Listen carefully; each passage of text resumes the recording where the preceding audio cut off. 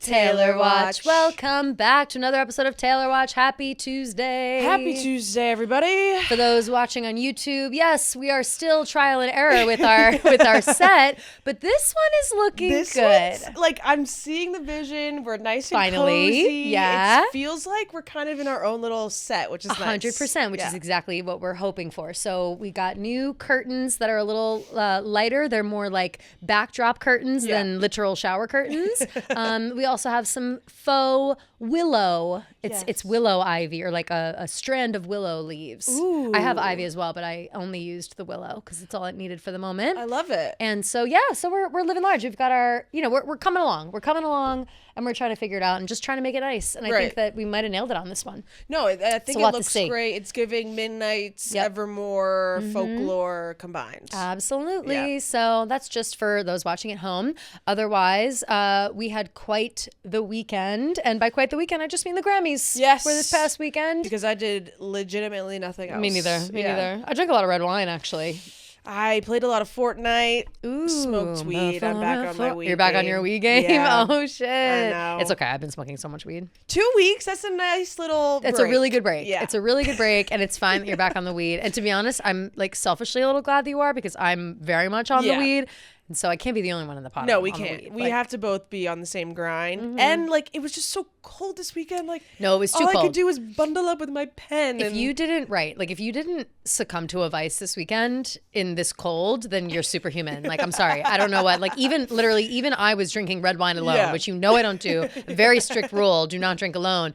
But I was like, I would like a glass of red, and I have to have it. Something to warm you up. It was an absolute tundra in New York City, and I know that it's also tundra for a lot of places. The whole East Coast got hammered. They got 6 inches of snow in North Carolina. I know. I guess in Wilmington. Like, my best lives in Wilmington. Like, some people's houses in Nashville are like still don't have power. Yep. There's a lot of shit going on. My best friend Brittany's parents live in the mountains down south, and they're stuck at their house for the last week. They can't get out. They can't. They're like, the roads are too windy. They can't pave them or whatever. Plow them. Yeah, that's wild. Isn't that nuts? But it never gets that cold there, so they're like shocked that the snow hasn't melted yet. It's like this whole thing. I saw a video of these. I'm not sure where they live, but this family, they were like, we have electricity, but we have no running water. We haven't had running water in like a week. Probably because the pipes froze. Yeah. That's why whenever they tell you when there's about to be a big storm and they have you like keep your faucet on a little bit, dripping, that's what is supposed to like keeps the water moving through the pipes so it doesn't freeze. Interesting. But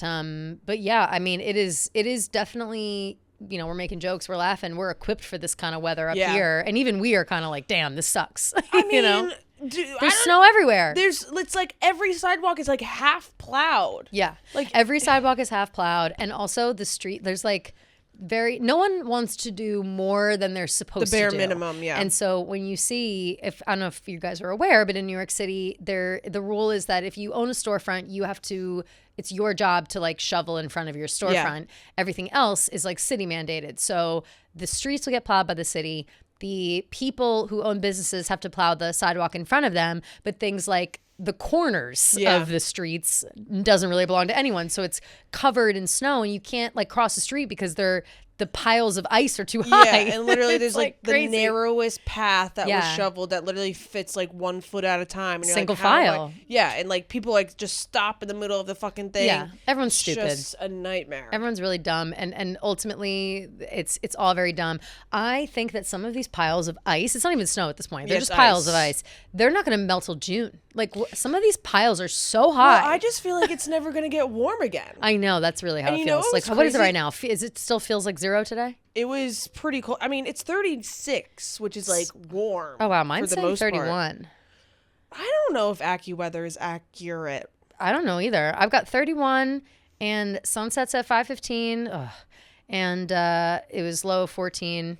Interesting. Is it telling me what it feels like? Real feel 39. Feels like which 26. Is no true. Yeah, I feel like that's way more real accurate. Feel 39, as if. Yeah, no way. I wish. It's fucking freezing. 10-mile-an-hour winds. Anyway, so, and that's the weather report for New York City. Yep. But ultimately, it has certainly affected plans and doing things in these dark days. But thankfully, now we have entered February and spring ahead. Yes, my birthday month. Your birthday month. Yay! Oh, and I accepted yes to your birthday party. I can't wait. But spring ahead, all except for Puxatawny Phil.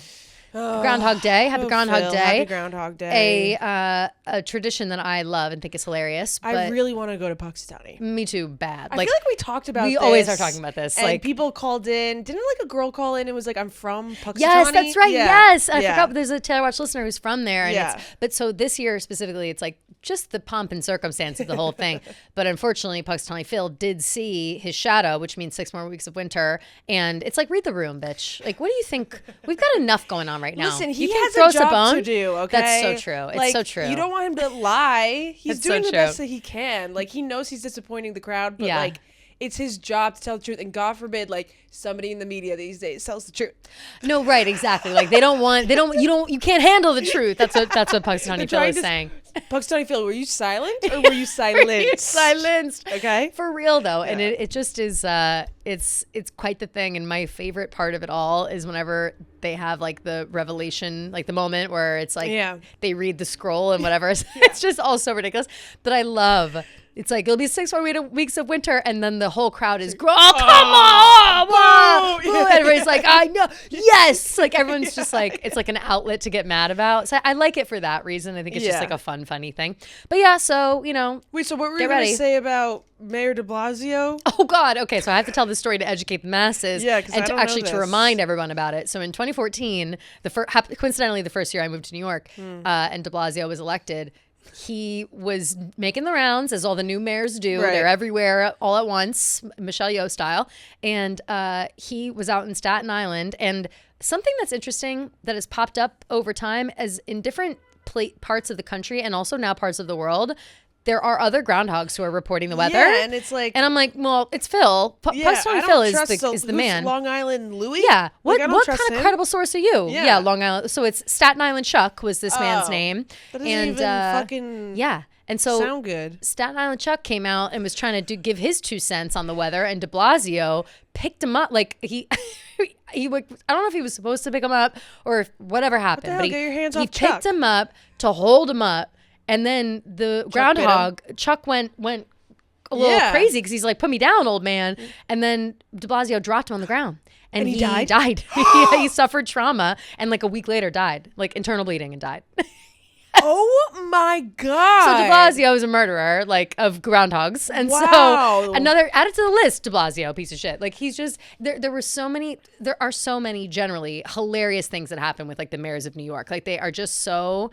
we live in a fake world, and it's like those are the things that happen. Awful. That's it was why bad. I don't like when animals are involved with things. Me neither. Like, don't bring an animal into the spectacle. The video of Staten Island Chuck falling out of De Blasio's hands is like upsetting, and De Blasio like he's like laughing while it happens, and is like trying to play it off like oh crazy groundhog, he doesn't want to be picked up. It's like, well, now he has internal bleeding, and he's literally dying. Dead, and he's dead. Yeah. Also, like, don't try to pick him up. He's not a fucking hamster.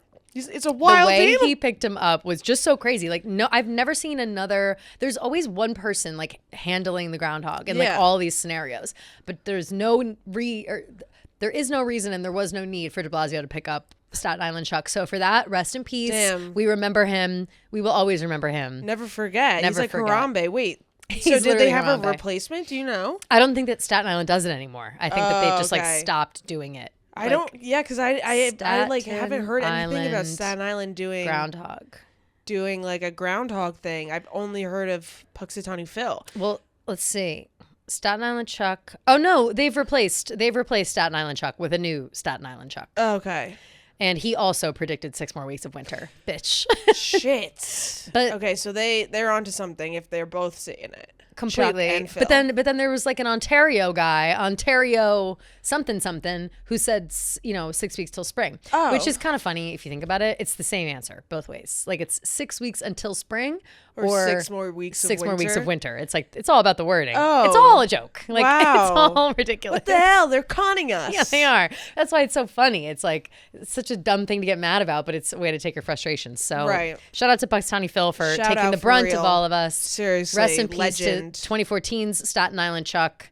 And just keep the mayor away from the groundhogs. Seriously, that's all. Was Zora on it? I didn't see him out today, and he knows better. He knows better. He knows better than to go and do some other shit. His PR team's too good. His PR team's too good. They would never allow that to happen. Never in a million years. And I would like to hire Zoran's PR team for my life. I think. Seriously, I would like them to turn my life around. Yeah, because they're crushing it. Like no PR team on earth is better than his. And they know what the people want to see. They know what is going to look good. They know what's helpful and fun and keeping it light. And they've got people crying, Zoran, put on a hat. You're out without your hat. Like he was out like shoveling snow in the blizzard. Everyone's like, he's gonna get sick. I'm like, oh my fucking God. This is the mayor of New York. Yeah. Like this is. I saw a funny video of him like shoveling, and like the tweet was like, bro, like doesn't know how to shovel, and all the responses were like, damn, like you're doing a good job when the only thing they have to criticize you for is your shoveling skills. The way you shovel. Yeah. No, he's at whatever stimulant booster he's working with. I need it because that man is up and about. If it's just caffeine, if he's taking Adderall, I want it. I need to know the combo. Yeah, me too. Because I think it will help me in my life. Running off the hopes and dreams of the citizens of New York. Of the citizens of New York City, right. He's actually inside those big trucks that are like melting all the snow. He's like gobbling it all up. Yeah. And like, that's what's making him powerful. Yeah, exactly. But yeah, so a lot of weather talk generally over the last week or so, wherever you are in the world, and we just hope everybody is safe and comfy and warm. Seriously. At least, because it is fucking freezing. And you think about people losing power in temperatures like this. It's like, I know, that's scary. All of our coworkers get to be in sunny San Francisco. Yeah, how about it, those bitches? Which is nice. We've got Super Bowl week, big week. Lots of people out there in San Francisco holding down the fort sports wise. Yeah. We were not invited this year because no Taylor Swift in sight. I'm thrilled. No, I'm happy. I'm so happy. I don't like the Super Bowl. I don't. No interest. I don't. Especially after going. No offense to if we have any San Franciscan listeners, but I have too much trauma there. It's just not interesting. Like what? I have to know. You have San Francisco trauma? I stayed there for Thanksgiving when I was visiting my ex-boyfriend. His horrible like alt-right family. Oh my God, no! Living in San Francisco? Yeah. I know, right? That seems like a crazy place. City of San Francisco. That is a crazy place for them to live. If they're all right. Yeah, and his dad made me cry because he said that my dad should kill himself. What a psychopath! These people need to be locked up. Lock them up. No, seriously.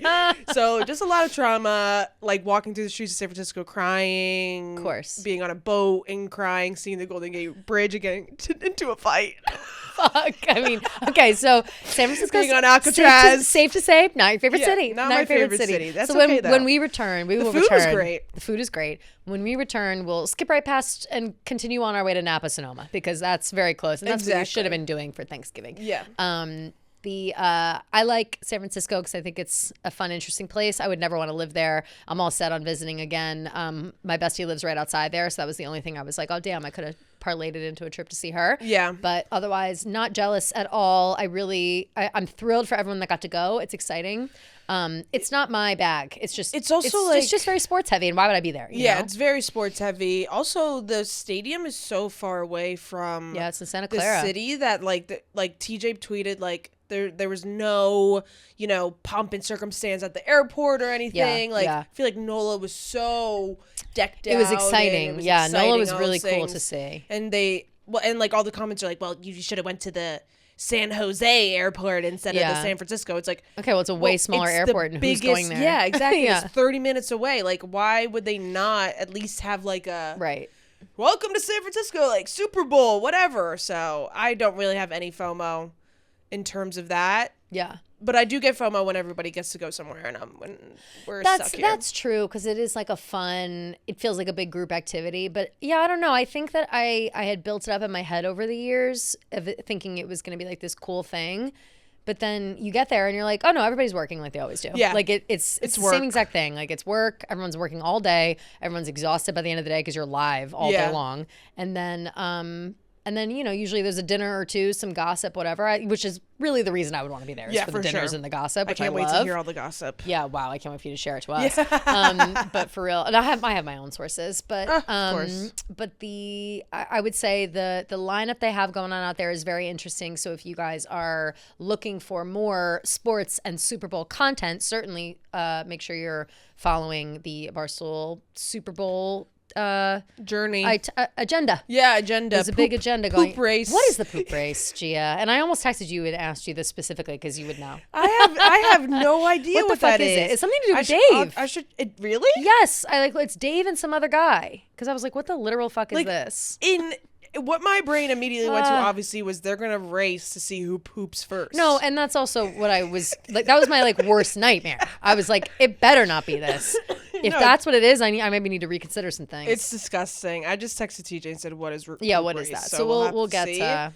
But keep your eyes peeled. Yeah, there's like a whole thing. They're doing the yak out there. They're doing mostly sports. They're doing a bunch of different things. So Yep. So certainly tune in, especially if you are if you're a sports fan. Yeah. If you're a sports fan, be sports heavy, and they get up to all kinds of hijinks.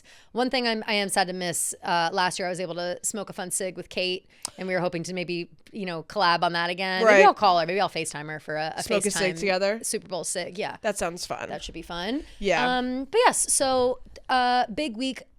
For those who are out west in sports media, a big week for all of us holding down the fort in the pop culture realm. Yeah. Gia, speaking of all of this cold and this conversation around your apartments being chilly and whatever, I don't want to brag. I don't want to act like I'm Mrs. Cool, but I'm actually Mrs. Warm. Yeah. Because my cashmere sheets are serving me more than anything I've ever experienced in my life. Oh, yeah. My room is freezing because I have an air conditioning unit in my room. And while, and I also have an older building, so the heat is controlled by the building. So I have a radiator that you can turn on and off. And so the heat only comes in so often, but I've got this window unit in that you don't take those out ever. So I've got quite the draft. Right. And thank God for my Boll and Branch sheets, because otherwise I'd be freezing to death, I think, in my sleep. Oh yeah. Well, I always think about Anchovy when I'm gone from work and how cold she could get. Oh. But every time I come home, she's all snuggled up in her Boll and Branch waffle blanket. Yeah, she is. Because it's not only beloved by people, but it's also beloved by pets. It just really is the best combination with the sheets. If you have the duvet, if you have their waffle bed blanket, whatever it is, you will always have such an amazing night's sleep because of Boll and Branch. And when you have your favorite scented candle, you have your home cooked recipes, and then you get into your bed and you just have that amazing feeling of organic cotton softness, breathable warmth, and finishing details that feel perfect and personal. The waffle bed blanket drapes you in the soft, springy, near weightless warmth of their most coveted texture. They create the most softest, most breathable bedding experience designed for better sleep season after season. It was made to get softer and loftier with every wash and is designed to mix and match with 300 plus color combinations. So discover a softness beyond your wildest dreams with Boll and Branch. Get 15% off your first order plus free shipping and returns at bollandbranch.com/TaylorWatch. That's Boll and Branch, BOLLAND branch.com/TaylorWatch to take 15% off. Exclusions apply. And yes, so this past weekend, Sunday, February 1st, were the Grammy Awards. And I would say that the reception for the Grammys was pretty good. People seem to have liked the Grammys overall. The performances, etc., they seem to enjoy. It was overall very entertaining. Really liked all the live performances. Felt like Trevor Noah was really bad this year. Trevor Noah seemed to be burning every bridge on the way out. Like, he kept making jokes like he's fired or he's not doing it again next year. He said he's not doing it again next year. So he was doing do you remember when Ricky Gervais did Golden Globes when he was like, they told me they're not hiring me back again after this, so I'm really going to blow it all up. And it was the funniest we'd ever seen it. Yeah, it was crazy. so hilarious. I think Trevor Noah was doing something or trying to do something similar to that. And I think he hit a couple of good zingers. Yeah. But he did seem to be burning bridges if and not caring. So, I was just confused with the whole Bad Bunny bit. I said the same thing, I feel Gia. like it went on for way too long, and I was like, are they actually trying to get him in trouble? Yes. I had said the exact same thing. Was that a bit or not?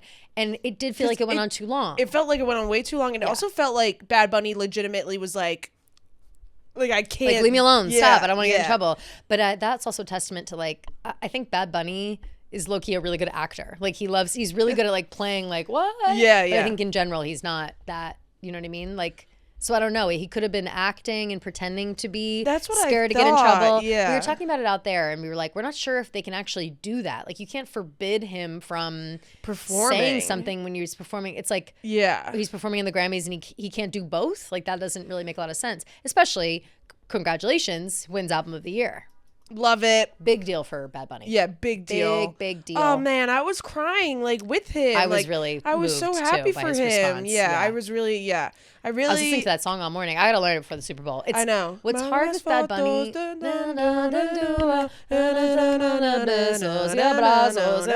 all I've got so far. Here's my thing, and if we have any Spanish/Latin listeners, let me know. Yeah. I feel stupid trying to sing along to the lyrics and pronouncing the album name because I don't want to mispronounce anything. How do they I wonder if they are if they're oh look at that white girl trying to sing, or if they're oh, that's nice that at least she's trying to learn the lyrics. I think with the Latinx community, and please correct us if we're wrong, I think that they are very encouraging for anyone to learn to sing along, even if they're trying. Because I feel bad when I know some of the words, but then I don't know the rest. So I'm mumbling the Spanish, and then I'm am I being disrespectful by mumbling because I don't know the words? I don't think you're being disrespectful. I think you're trying your best to sing in a language that you're not fluent in. Right. But here's something specifically about Bad Bunny that I have a harder time with than other Spanish songs. I love singing in Spanish. It's the only Spanish I know is to sing in Spanish because I don't understand Spanish as much as I wish that I would. I'm not good with languages. It's the thing I hate most about myself. All I want to do is learn another language. And for some reason, I don't know how to unlock that part of your brain that allows it. But with music, it's very easy. So I can learn, you can read the lyrics and you can learn along with it. What I've noticed about Bad Bunny, and I think it's specifically his accent, or maybe it's a Puerto Rican accent. I'm not sure the differences in accents, but I do think that this one's specific because the way he sings the songs, I'm reading the lyrics along with it, trying to learn. Yeah. And he sings in such a casual way that it's all jumbled together. So here's a good example of a different scenario. I know every word to Despacito, Spanish-wise. But that is because I broke that down and I listened to it. And that almost now, compared to Bad Bunny, seems more formal in its enunciation. Interesting. Whereas Bad Bunny is kind of it's a little more slang, I think. Yeah. And I'm not good at Spanish slang. So it's very hard to learn and sing these Bad Bunny songs that I am loving. Yeah. But you really have to get it down. And it's I think if someone were to hear me singing that song, the one that won. Yeah. Or I'm not just the one that won, sorry. The very popular song on the album that won, DMTF or whatever. Yeah, Debí tirar más fotos. Yes. And so I think if I were to really get that song down and someone were to hear me singing that in Spanish, they'd be like, wow, you know Spanish. Right. Versus if they hear me singing Despacito, they'll be like, you memorized Despacito. Right, you know what I mean? Right. Interesting. He just has, and if you'll notice it, I was doing it literally this morning. I was I want to sing along, but they combine, there's a part where in the second verse of that that second part, he says besos y abrazos, but it sounds like one word when he sings it. Yeah. And so it's I think if you know it, you know. Right. It's kind of we're singing fast. It's kind of in any other way, just a different language. I'm trying to think maybe mumble rapping or like it is. It's like Future, but Bad Bunny. Right. Yeah, right. yeah. You're like, right. Okay, got it. 100%. And that is how I felt about it. And I have a hard time also with like mumble rap, if I'm being honest. Yeah. Like, those are the. Well, honestly, like when I listen to Tate McRae, sometimes I'm like, what is this girl saying? Girl, what? Yeah, right. I gotta literally look at have the to go to lyrics. Spotify and look at the lyrics because I'm like, I don't know what she's saying right now. She's like singing in cursive sometimes. And Yeah, I guess she sings in cursive. And so is Bad Bunny a little, And she kind of does that same thing with that Bad Bunny does, I guess. She like puts all the words together combined almost. It's like she doesn't like take a breath in between. So I'm like, what is she saying? That's so yeah, but that's what's going on with Bad Bunny. Yeah. But I would like to buckle down and learn. Like I used to know Te me pregunto. I was pretty good with that. No, VIP, hey. No, selfie. Say cheese. I'm trying to think of the Spanish. I can't think of the Spanish right now. I haven't heard it in a while, but it's one of those things where like it was a sorted effort to learn versus like just hearing it. But I think like I said, the Latinx community is down for anybody. It's more about the vibes. It's always than about the anything. vibes. Yeah. But major congrats to him being congrats. the first Latin artist to win Album of the Year. Really? Ever. Wow. Yeah. Congratulations, Bad Bunny. Big time. I think that's amazing. Wait, yeah. Let me just. I know that's true. Bad Bunny. He is.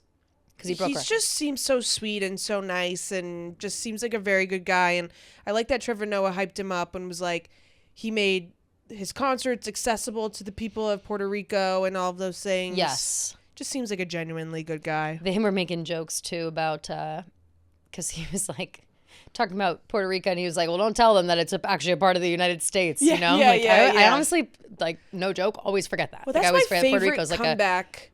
You know, every time someone like complains about him being the Super Bowl performer, they're like, "Well, why would it's like this is the U.S. like this is America like why isn't we?" It's like well, Puerto Rico is a part of America. Hate to break it to you. Right. It's just shows how uninformed people are. Yeah, literally. Yes, he is the first Latin artist to win Album of the Year in the 68-year history of the Grammy Awards. Wow! Congratulations, Benito. Big moment for him. And he also won like Musicana Urbana. Urban Latin urban. Yeah, Latin urban or song. something. And I think that was specifically DMT. Yeah, I only know it based on its. DTMF is the song that I like. That's also on, Debi Tiramos Fotos is the name of the album, obviously. So it must be the name of the song. Yeah, it must be like title track technically. Right. He also, I like how he like, capitalizes and it just looks crazy, you know? Yeah. Like there's capitals and lowercase. It's like every other word. You know what I mean? I like do you see that? Yeah, do you see what I mean? Oh, okay. yeah. He's getting wild. He's getting funky with it. Right. So I think Zayn does that too. I think so too. Yeah. Well, he usually does all caps, right? Maybe. I think Pillow Talk is like all in caps. Yeah, I wouldn't be surprised. Speaking of Zayn, okay. Did we talk about him when he was throwing shade?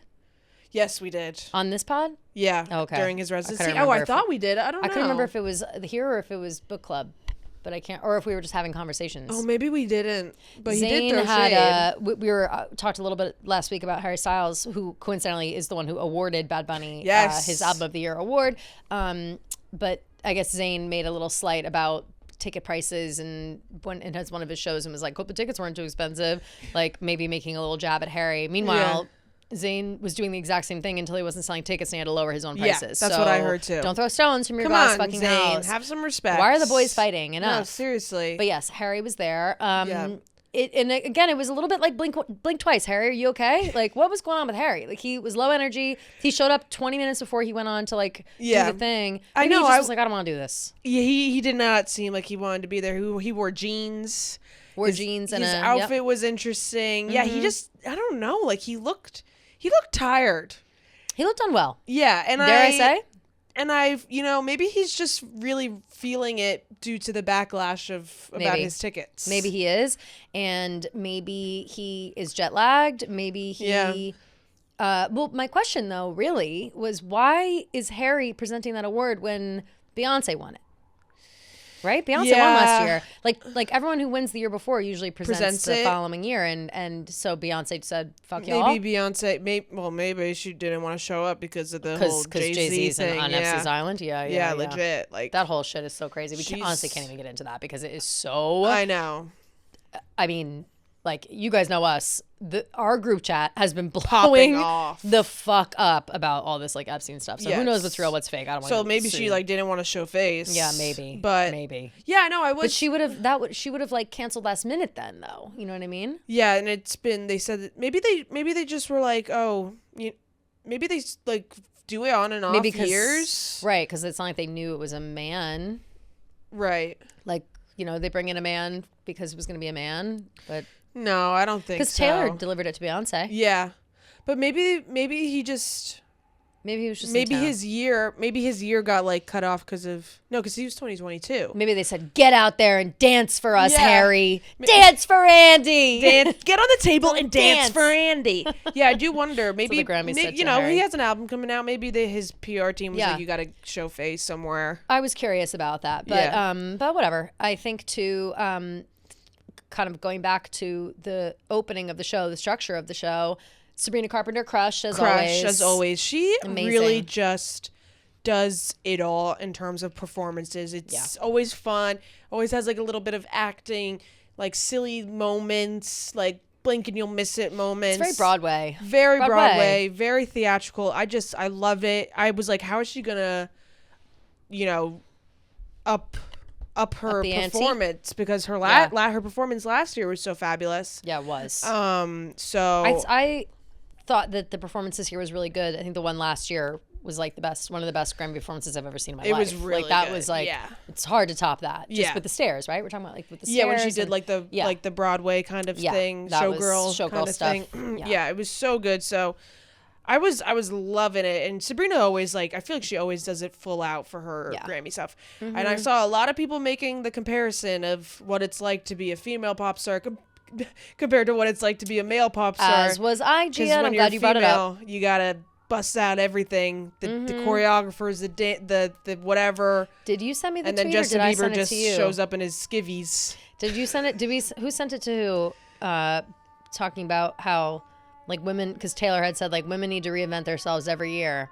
Yeah. But men can just show up and like do whatever. I can't find the exact tweet. Yeah, I know. But it was a quote, something that Taylor Swift said, and was like, as an artist, I have to reinvent myself every year, like to keep people paying attention. Yeah. And meanwhile, Justin Bieber comes out. And like I will give Justin Bieber a little bit of benefit of the doubt, just because he's been around for a while, and I think people had been anticipating him performing, so he could literally have done whatever. Yeah. And Tyler the Creator really. Tyler the Creator crushed it. He crushed in terms of performance, and I'm not even too. a fan of his. It's not that I don't like his songs or his performances. I don't like him. I think that he himself is probably not. I don't know. I have a hard time trusting and being fans of people who go through periods of time where they're rapping about rape and jokes and stuff like that, and then pretending it's all a character. I don't like people saying that that was a character. But I thought you love Eminem. Yeah, but his was never like that. I feel like he had Stan, but that was from the perspective of a stalker fan. That wasn't him. Yeah. You know what I mean? And then I guess. But didn't he say I'm gonna kill Christina Aguilera? No, he didn't say that about her. He said that he slut shamed her a little bit in the song. It's right. So you can sit me between Carson Daly, or no. Christina Aguilera better switch me chairs so I can sit next to Carson Daly and Fred Durst and hear them argue over who she gave head to first. That was that. Right. I would say the most egregious thing Eminem ever did was put out the song Kim, where he talks about how he wants to kill his wife. Yeah. That's a really bad one. Yeah. But that was also not I don't know. I think that Tyler the Creator's long-standing, there's a whole album or something about it. I don't know. I remember reading through the lyrics and really hating it. No, it was worse than he definitely has some out of fucking pocket shit and it was standing time, and I think your argument of Eminem, I think that's a fair argument to make, but whatever I had seen about Tyler the Creator and his past lyrics was much more egregious than anything that I'd ever seen of Eminem. Yeah, he's definitely on his early stuff. That's what I don't like. I saw that shit. Yeah. And he was talking, I think there was a Taylor Swift line in there somewhere too. People were coming up. I remember tweeting about it, being he what said the fuck is this guy? He said something about her. I don't know if he said it about her in a song, but I'm pretty sure he did say something weird about Selena Gomez. Maybe that's he tweeted something about Selena Gomez Creator. Or something of that nature. But I'm pretty sure he said he's gonna rape a pregnant woman.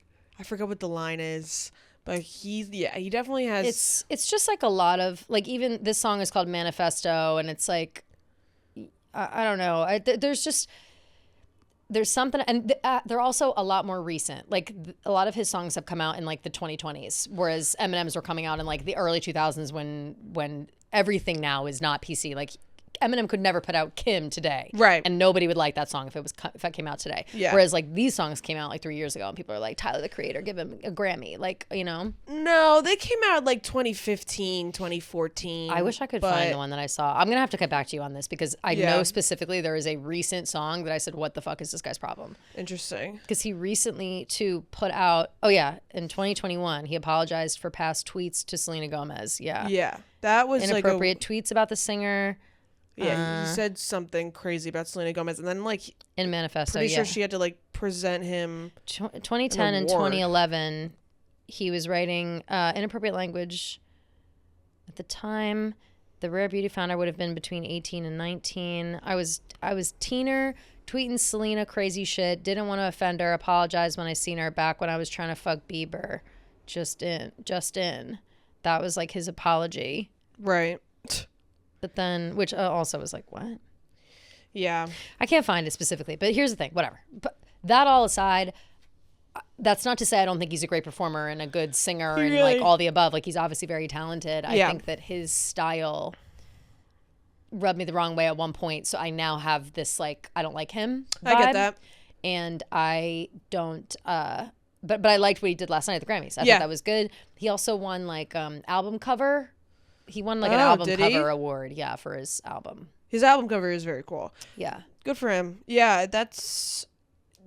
Album cover. I thought that the performance was very good. I thought... Yeah, the Tyler Creator wins first ever Best Album Cover Award at 2026 Grammys. Cool. Chromacopia. Yeah. Chromacopia, yeah. Yeah. And yeah, he's just like, has like a fake... he has like a mask on, and he's got the crazy hair going. Interesting. Yeah. But yeah, I thought it was very interesting that Justin Bieber just like showed up. But I don't know, apparently I saw all these people online like infantilizing him, being like, he gets nervous so he doesn't want to pull on his clothes. Oh right, Justin Bieber. Yeah. I mean, forget it. Like what? So he has to go out there in the nude? Like literally in his boxers. When he came out in those boxers, I was like, is he wearing like silk boxers right now? Yeah, and I couldn't believe that for multiple reasons. They were like bejeweled a little bit. Like they had like sparkles on them. I thought maybe they were like basketball shorts. I think ultimately that's really what they were, like short basketball shorts. I don't mind seeing Justin Bieber shirtless. I just was like, interesting vibe for your like Grammy performance. Mm-hmm. But what are you gonna do? He sounded amazing. He crushed it. Like he crushed. He sounded really good. He sang Yukon, and which is one of the very few songs I like on Swag. Yukon and Daisies are like the two songs that I like. Those are both really good. Haley Bieber in the audience, of course. Yep. I was texting all my group chats. Justin still got it. Yeah, I was like, damn, he sounds so good. But he did he kind of like was acting too cool for school when Noah was like talking to him and Haley, and he was like, I didn't say. He like made a joke previously about, I forget what celebrity, but he was like, do you have a discount code for this, whatever? And then he went over to Justin and Haley. He was talking to Justin, and then he said, Haley, by the way, like, do you have any discount codes for your lip tint? And Justin Bieber's face was like he was like, like he didn't rolled his eyes. Oh, whatever. Yeah. Oh, why? Because it's not all about you for 5 seconds, Justin? Yeah. Like, chill. He kind of just seemed like he was like acting like too cool for school. Like, this guy's like annoying me, whatever. I know he's got the album out or whatever, but I was kind of surprised to see him there. Like, I feel like he really doesn't show up for anything anymore. Like, when's the last time we saw Justin Bieber out and about? Like, we really have like not an seen him in event a long or anything. time. And he didn't win anything, right? No Grammys. I was kind of surprised. Like, I felt like for some reason, just because he was there, I was like, damn, and he's performing. I was like, I feel like he might sneaky win one of these. Yeah, they might throw him one. But no. A little sound editing or something. Because I think, too, part of the, like, arguments for Swag and Swag 2 were, like, the technical aspects of it. People were like, they're like the best. Like, if you know music, you'll appreciate it. Yeah, because like Dijon is like a really good producer. I had realized that I don't like his style, Dijon, because of these albums. Not that I don't like these albums.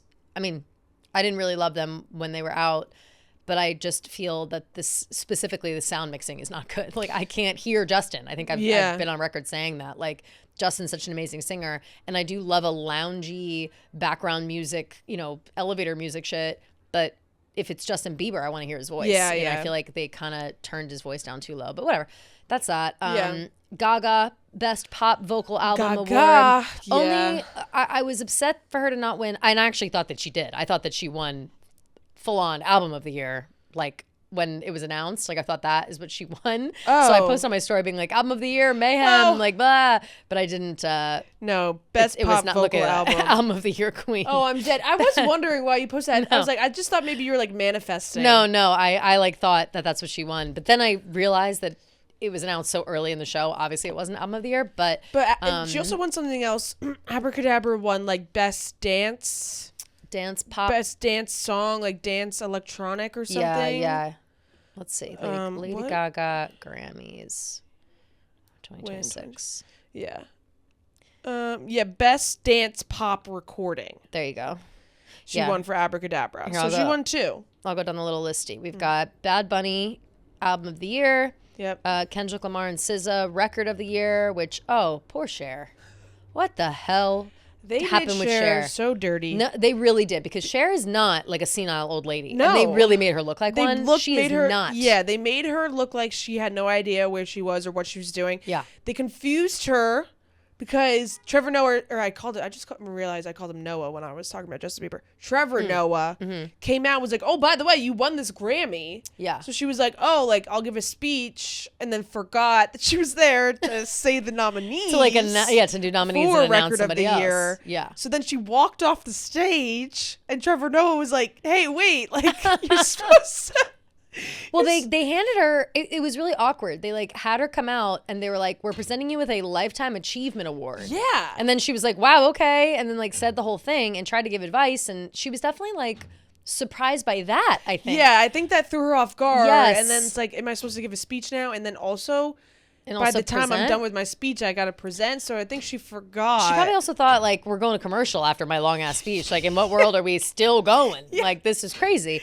And then they had her come back, and they're, they're maybe telling her that everything's going to be on the teleprompter. She thought that the winner's going to be on the teleprompter. She's waiting to see the winner. I knew that was happening, by the way. When she was watching the teleprompter, I said, she's waiting for it to come up there. Yeah. She's not opening the envelope. I know. I was like, Cher, it's in the envelope. And then Open the envelope. And she was like, oh, sorry. I thought it was going to be on the teleprompter. Like, I felt bad. And then she's confused because the song is called Luther. And it's about Luther Vandross, or like inspired by, sampled by. Like a sample, yeah. So, and it's a whole thing. Like, it's not Cher's fault. And she said Luther Vandross. She goes, Luther Vandross wins the award. Like, I felt so bad for Cher. Like, I felt bad for her too. But then they did her dirty. And then to make it even worse, they're all standing there up there accepting the award. She's standing there with them. Like, where is the usher that's supposed to help her? Like, where's the usher? Side? Why was she on that stage alone? Where's her young hot boyfriend to like support her in that moment? She looked just so confused. They did her so dirty. And they just did her dirty. She I guess she just couldn't understand that she had to move to the side. Yeah. But then I saw a clip of SZA talking about it after, and SZA was like, no, like, it makes sense. Like, the song's called Luther. Like, she probably, like, knew Luther Vandross. I saw that, too. Yeah. Probably in her head, she's like, oh, my God, Luther Vandross. Like, of course. Yeah, and, like, obviously, like, the song has the inspiration from him and the sampling, whatever. So it's really not, like, that crazy of a mix-up. No. And, like, Cher is amazing. She was like, I just talked to her at this event, blah, blah. Like, she's so nice, all this stuff. So, yeah, they really they set it up very poorly. It was, again, I blame everyone but Cher. Yeah. Cher did not do anything wrong. No, justice for Cher in that Justice moment. for her, really. And again, like, yes, she is getting up there in years, but she is not a senile old lady. And they really did her dirty. Yeah, yeah. The only thing is, like, she really didn't know to open the envelope. That is, I think that whatever the fuck that award was that they slipped in there on her, I think threw her that all really off. threw her I think off. everything about and that was would like, have thrown me off if they were like, hey, by the way, you won a Lifetime Achievement Grammy. I'd be like, what? Yeah. Yeah, like, that's a crazy surprise. Yeah, why are you doing this to me right now? Yeah, it just really dumb. So shout out to Cher, and we feel bad for you. For this category, Record of the Year, they kept showing Chapo. I didn't realize the Subway, but Chaperone was nominated so many times. I fucking love that song. Love that song. Love, love, love. I kind of sneaky thought that she would maybe win Record of the Year. Yeah. That was what we were just, they won, Luther won instead. Yeah. And then Song of the Year was Wildflower by Billie Eilish. Which we've done a little research. And yes, so I thought that I had missed like a whole Billie Eilish album. I was like, did I miss a whole album? No. Like when came out in the last year? Nope, it's still from Hit Me Hard and Soft. Yeah, right? Hit Me Hard and Soft. Hit Me Hard and Soft.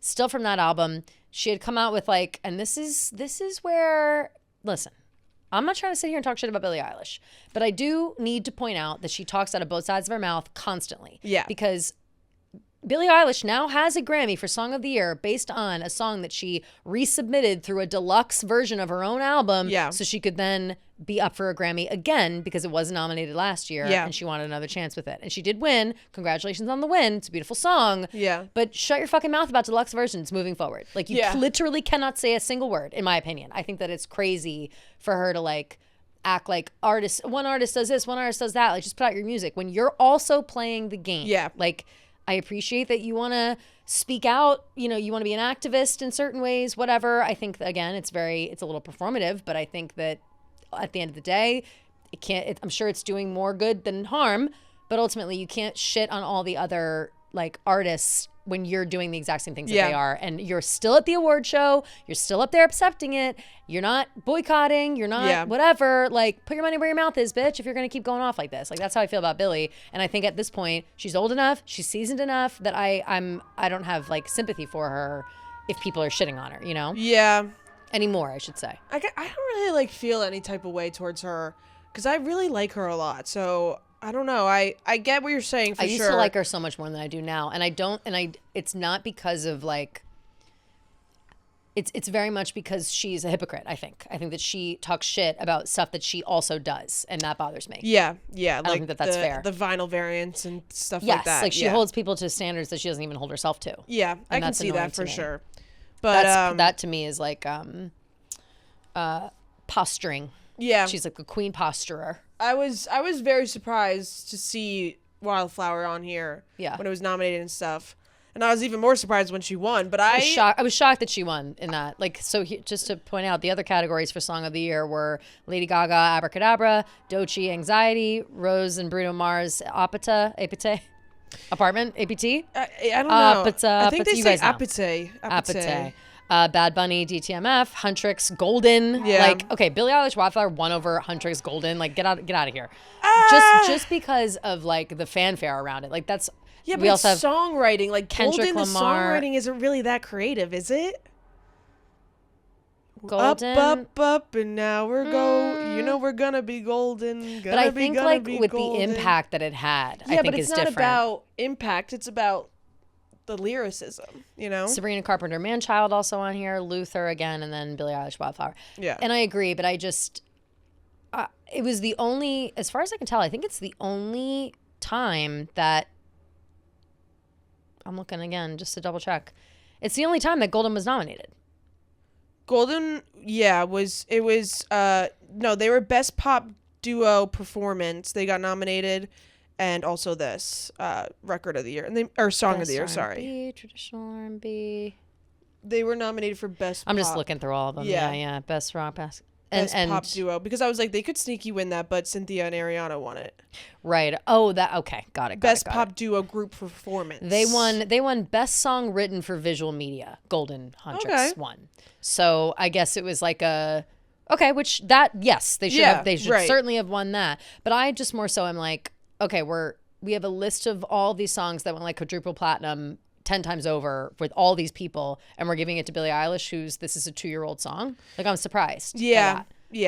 Over Anxiety by Doechii, that you can't get rid of that song. I hate that song. I don't like it either because I love somebody that I used to know, the original, so I get annoyed by it. But even Abracadabra, I'm not saying that I love that song. No, I definitely feel like Abracadabra should have won. But it's also written really well. Like, that's a beautifully written song if you look at the lyrics. APT, no way. Like, never. But then, too, Bad Bunny, like, that would have been a big moment. I'm very surprised that is what they went with. Grammys love Billie Eilish. They really do. And I will say, I really do love the song. Like, it's a great song. The Academies as a whole love Billie Eilish. They will give that girl an award for anything at this point. Like, she has more hardware across the board than most people. For sure. Her and her brother.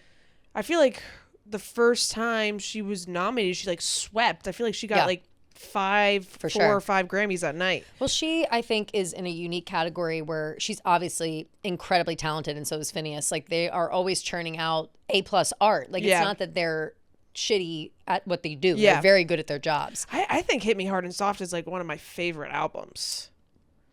I was a Where Do We Go when we all fall asleep. When we all fall asleep, Where Do We Go? That one's so good. That's too. my favorite album. Yeah. But I think that they're at the end of the day, the Grammys are always nominated or are always awarded, I think, to like, you know, talent that can't be replicated. And I feel like Billie Eilish is one of those people. Like, there's nobody like Billie Eilish. Yeah, agreed. You know. Yeah. And it kind of also ties into the Best New Artist winner. Ooh, Olivia Dean. Yay! Congratulations to Olivia Dean. Oh, she also made me cry when she won. That was a really sweet winner. So excited for her. But remember, we were saying like there's nobody like her right now. Yeah. You know what I mean? Like she's new on the scene in a way that the others aren't. Like we've got for Best New Artist, the losers were Cat's Eye, the Marias, Addison Rae, Somber, Leon Thomas, Alex Warren, and Lola Young. Yeah. At the Grammys, they did a big like mashup of all the new artists, yeah. which I loved, by the way. I thought that was a really good idea. The only thing that I was like, damn, I just felt like justice for Addison Rae in justice that moment. Justice for Addison Rae again. Like, she always didn't get justice to for her. perform in the stadium. Like everybody else got to go and perform in front of the crowd, and she got put on the back of a truck in the garage. She had to do a whole. She was like filming a music video. Yeah. Like she was doing a whole thing. Yeah, I was like, damn, like Cat's Eye gets like this whole big moment, whatever, but like she doesn't. I just felt like that was kind of unfair. A lot of people were talking shit, saying Addison Rae shouldn't have been nominated. And they don't know ball, is what I say to that. Literally, you don't know ball. Fool. Sorry, you don't know ball. Yeah, you're an absolute People were like, fool. up against everyone else. Can you imagine? I'm like, you don't appreciate it. Yeah, what? You don't what do appreciate you mean it. Up against everyone else? Like, she's 10 times better than, no offense, Alex Warren. Yeah. I don't really like Lola Young. People, I'm kind of out on Lola Young. Like, I appreciated Messy, and I liked it for what it was. And I think she's great. And she also had a good like reaction to winning. Yeah, that was funny. She won. I saw a really funny tweet that was like, more people need to react like they just won The Price is Right. When they win a Which Grammy. is exactly what she won. Yeah. Hold on, I'm trying to see. She won, I have it written down. She won Best Pop Solo Performance. Got it. Oh, there it is. Right over here. Sorry. An ad got in the way. No, I'm on theguardian.com. Paywall fucking bullshit. So ridiculous. But yeah, I was so surprised when she won that. I was too. Because I really thought that Sabrina was going to win that. She was up against Justin Bieber Daisies, Sabrina Carpenter Manchild, Lady Gaga Disease, another banger off Mayhem. I thought that. And Chaperone the Subway. I had Disease in my winning. You thought she would win for that? Yeah. I thought it was up to Sabrina or Gaga for most of these categories, honestly. I would have thought for sure Sabrina at least. But I was happy for Lola Young. Yeah. I think she's different too. And she had like a rough time. She like fainted on stage, and then she took like 4 months off. Oh, I forgot about that. Yeah, she's took got anxiety like 4 bad, months right? off of work, something of that nature. I think so yeah. I remember that was like her first time being back for a while. So yeah. Kudos to her. It also too just lends itself right back to what I was saying about Olivia Dean, and Lola Young as well, has a very different style than anything we're seeing now. Like, I feel like they stand out. Their talent stands out in a way that's unique. Like, and when Olivia Dean was performing, like, I literally was just, like, entranced. I felt like I was watching, I don't know, like a goddess. Yeah. And she was entrancing me with her beautiful face. She's a wonder. She's so beautiful. That's the thing. So beautiful. Which I hesitate to say this. She's so beautiful. Everyone at the Grammys, though, everyone's 0 pounds. Like, everyone is so skinny at the Grammys. I know. It was like back-to-back Olivia Dean and Somber, and I was like, oh my God. I was like, what am I doing? Somber's like a green bean. I was like, get me to the yoga studio. Like, what am I doing? I feel like that's I noticed like it a about weird trend that's it's coming very back. much a trend. Like, and I'm not saying it. I don't want to like put that on Olivia Dean, because it seems like that's how, I was a very skinny girl growing up, and it was always like an insecurity. She's always been tiny. She's always been tiny, but it was just a thing that I noticed throughout like everyone at the place. Yeah, like everyone was 100 pounds. I mean, all the Cat's Eye girls are so tiny. They're too. so small. Yeah. Like, and it was so noticeable to me that I couldn't not mention it or even like speak it out loud while I was watching it. I was like, everybody here is skinny as fuck. Like, what the hell is going on? Like, I love Somber though. I love Somber. Yeah. No, I love all these people. I just could not get, like, once I was like, oh, everyone is 90 pounds and it feels like 1995 to me. Yeah, like, this really feels did. like it really, that's how it was feeling while watching. But Olivia Dean's performance and then acceptance, I thought it just goes to show like the kind of, she just seems like a really sweet and genuine artist, and that she's doing her best. And everyone's calling her, everyone's always like, she's the classiest. She's like the classiest one. Yeah. And I think that kind of has to do with like this, her style of music is very like lounge. It's like jazz, jazzy, lounge pop, and I think the way that she dresses is very classy. Yeah. But like, I don't think people have the right idea of like who Olivia Dean is. I think like the general public thinks that she's like this like put together person, but I don't know. I feel like she has like a lot more depth to her. I agree. In terms of her music. I worry that she's gonna get labeled as like nice girl. Yeah, and then she's gonna be stuck that way. And I don't. And no, that's like one of the worst labels to get, honestly. Because then like if you have a bitchy moment, then all of a sudden like what the fuck? Well, it happens. Happened to Taylor Swift. Literally, it's like she's a sweet girl, nice girl. She sings about love story and friends and holding hands, and then she puts up Reputation, and everyone's like, "Ooh, she said bitch in a song." Yeah. Like, wow. Yeah. And so it's interesting, but I think that she generally is just seems lovely, and I think she was a good choice for great pick. I really liked how she like shouted out her manager. She's like, we've been at this for 10 years, all of those things. Yep. So she's been grinding. She's not an overnight success. She really has been grinding. So very happy for her. Very happy for her. Yes, we have best pop vocal album, Lady Gaga, Mayhem. Yep. I'm not gonna, again, like I said at the beginning of the episode, I'm not gonna take away from Bad Bunny's achievement. I think that he certainly did a lot, and Gaga was filmed after. Like when Bad Bunny won, she like stood up, cheering, jumped right up. She's crying while he's giving his speech and whatever.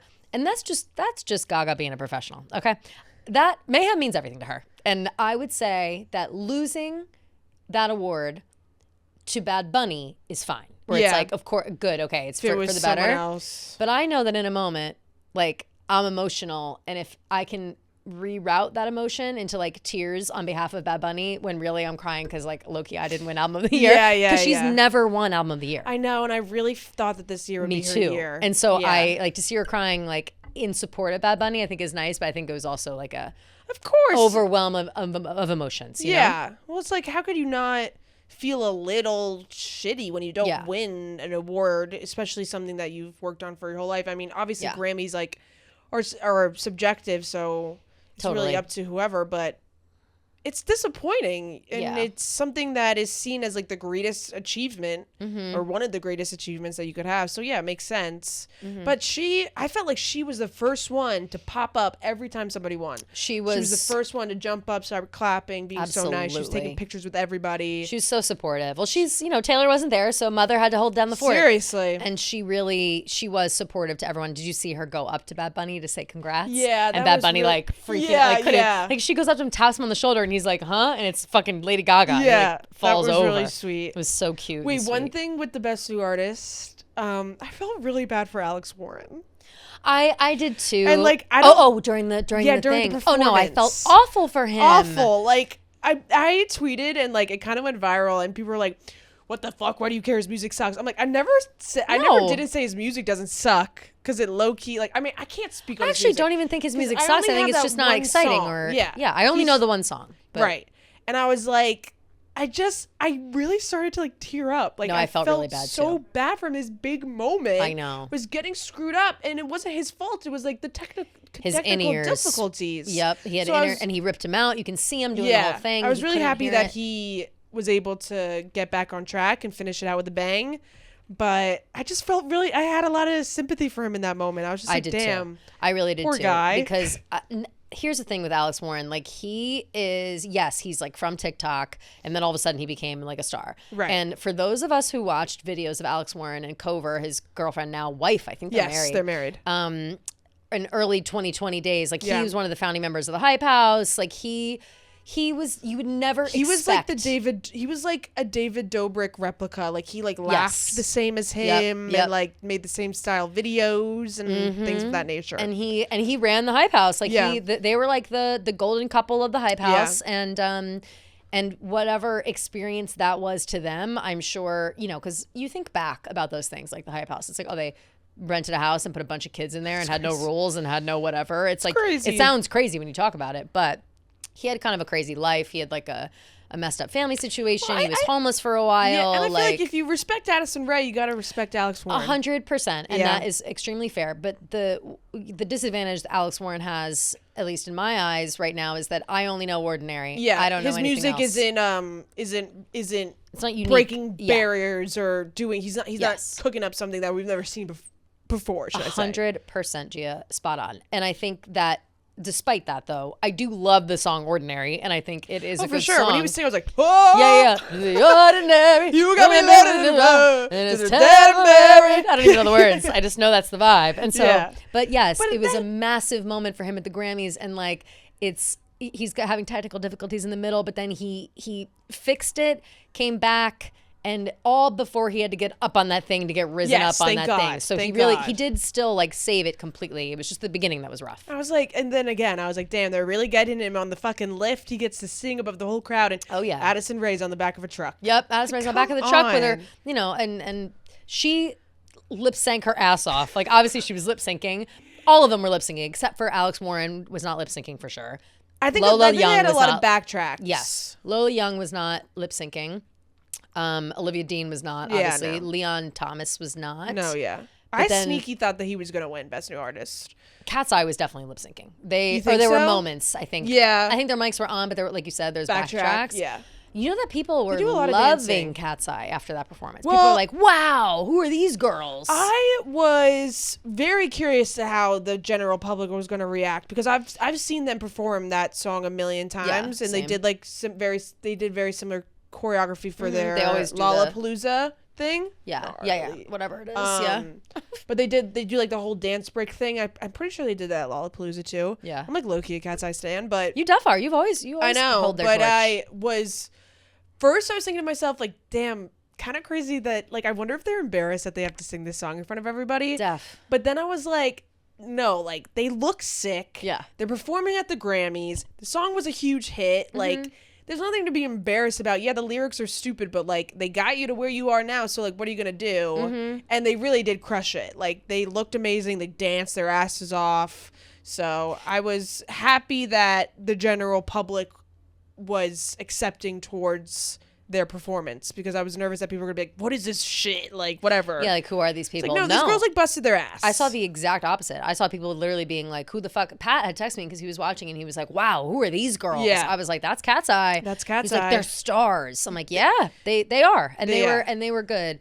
I think that's all the new artists. Yeah, Best New Artist, and then our girl Amy Allen won Songwriter of the Year. Amy Allen, Songwriter of the Year, of course. I was talking with Francis, who like knows her randomly, or friend of a friend, or he's the one who told me about her. Okay, and I think they're maybe a friend of a friend, but he was saying like it was her second time winning a Grammy for Songwriter of the Year, and I did not know that. Right, and he mentioned like, I wonder why she doesn't just do them herself. Like, why does she like? Because she's not only does she win, but she's also nominated like multiple times in each category. Like, because she has written so many of these songs. Yeah. Across the board, Harry Styles, Sabrina, Kendrick. Yeah, she worked on that song. Like, there's a lot of these songs that she's worked on, or at least I think Kendrick. That might be Jack Antonoff that I'm thinking about. Yeah, because that was he Jack definitely Antonoff. He definitely worked on that. But for some reason, I think she's worked with Kendrick before. Hold on, I looked it up before because I was like, I'll tell you. Let's see, songs. Why can't I? Mean like every major. Why isn't it easy? Yeah. Okay, let's see. Songs. 100 years old. Espresso, Sabrina Carpenter, Without Me, Halsey, APT. She helped write Greedy. Yep. Adore You, Please, Please, Please, Taste, Feather. Back to You. Oh, that's a banger. I don't know why I thought there was I wanna hold you when I'm not supposed. Oh, Matilda, I love that song. Bedcam, Manchild, Juno. She helped write like almost Run all for of the Hills, St. McRae, Good Graces, So Easy to Fall in Love. Matilda. Olivia Dean, Busy Woman, Tears. When Did You Get Hot? Pretty Isn't Pretty, Olivia Rodrigo. Two Hands, Tate McRae, that song's a banger. Yep. Sharpest Tool, Nobody's Son, Slim Pickings, House Tour, 15 Minutes, Mispossessive. Undrunk by Fletcher, one of my favorite songs of all time. That's a good song. Vicious, that song's a banger. Sabrina Carpenter, Purple Lace Bra. Wow, like all of my favorite Tate and Sabrina song. She really is like in it. I don't know why Santa doesn't know you like I do. I don't know why I thought she was on a Ken. I don't know why I thought that. I think I am just complaining that or conflating that with Jack. Yeah, with Jack. Yeah, because that now Jack Antonoff has won in all 4 of the big categories: Yes. Record of the Year, Song of the Year, Album of the Year, and Record, song, album. What is? I'll tell you the last. What the heck is the last one? Album, record, song, and new artist. Best New Artist. He won Best New Artist. Did he for Bleachers? That can't be. Or maybe he won producer, like best producer. No. Or whatever. Yeah, as a member of the pop rock band Fun. Oh, of course. Fucking duh. I Yeah. always forget that Jack Antonoff is involved in Fun. Yeah. I always forget that. Well, good for him. Won in 2013. Like the EGOT equivalent, but at the Grammys. Yeah. You know? That's awesome. So yeah, shout out to Jack for that. And he won with Luther. Yes, Kendrick. with Kendrick. Yeah, Yep. or no, GNX, I think. No, with Luther. That was Record of the Year. Right, but GNX is the album, and I think he worked on the whole album. Yeah, he Jack. did. Yeah. Yeah, Luther's yeah. just the song. Yeah. So anyway, so yeah, the congrats to Jack. Happy for him. Yeah. What do we think about we've got Jelly Roll also winning Best Contemporary Country Album. What the fuck was that acceptance speech? I have no idea. Jesus. Come to Jesus, and if you hear Jesus, then we'll all know Jesus. Can I just say that it felt a little God heavy, the Grammys this time Yeah, around? I agree. Everybody had God stuff Like, going don't, on. and I didn't really even like SZA being like, we're not governed by the government, we're governed by God. Yes, I'm like she was you. she was when I finally was like, okay, there's something going on, because it was Yeah. like Jelly Roll was talking about God. I feel like I think Olivia Dean brought up God. Like everybody's thanking God in a way like that was extensive. Like it was like extra thanks for God. I really didn't like Jelly Roll's acceptance speech, and honestly, I really did not like Pharrell's either. Pharrell being when like, Pharrell said, "Get off your ass and go work."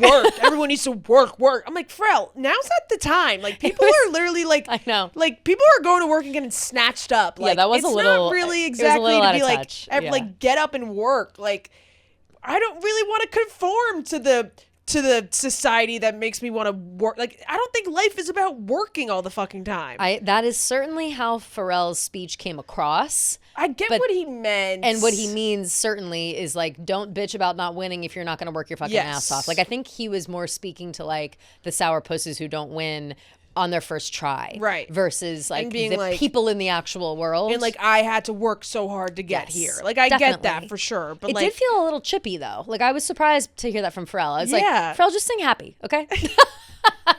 No, I'm kidding. I love Pharrell down. I really do I was love like, him. I felt like he had like a little bit of a stick up his ass. No, like, why is no one working? He had something like I would We're love to know. trying out here, Pharrell. We're trying. Right. Okay. I would love to know. Like, don't say that to Sabrina Carpenter sitting right in front of you. Yes. Nobody works harder than her. Seriously, like who are you talking to? Right. You're talking to all these people in the crowd. That's what that I'm wondering. all they do is fucking work. Who is he sending that message to? Yeah. Because I do think that was like a thinly veiled message to a subsect of people that we're unaware of. Like, he's obviously not saying that to regular people. Yeah. Everybody is out here working their ass off. Seriously. Like, if anybody's doing something right now, it's working. It's like all we have right now is work. Literally. And so it's certainly not that, but maybe there's this like groundswell within the industry that is just like people trying to, you know, maybe acting big for their britches or Right. not Like- working enough, or Like Addison you know? Rae when she was like, people say I try hard, like you don't try hard enough. Yeah.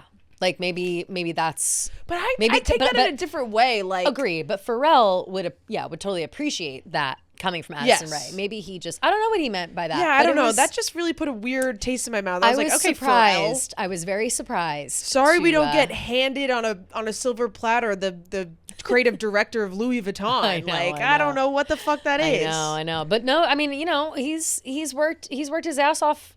I think For that sure. there's yes, I think that there are avenues that Pharrell has gone down by working his ass off, but I think that also what artists his age and around his age are maybe starting to realize is that it's just not the same kind of work that needs to be done to get to where you are. Like, you can be getting a Grammy after being on TikTok and Yeah. having one song. You know what Yeah, I mean? Like yeah. that is, or at least nominated. Like Yeah. that is a possibility. So like the way that people work now is different Yeah. to get success. So measuring success in the way of you got to work all the time is, I think, a little outdated. Yeah. But I don't hate the messaging behind like work hard to right. Like, you got to then work be hard to rewarded achieve your for it. dreams. Yes. Yeah. To achieve your dreams and then accept a reward for it. Like, I just felt like it was the message. His tone was crazy. It was a little off. And it sounded like angry a little. Yeah. And then Jelly Roll's out here like at a mega church being the pastor. Like, all right, guy. Like,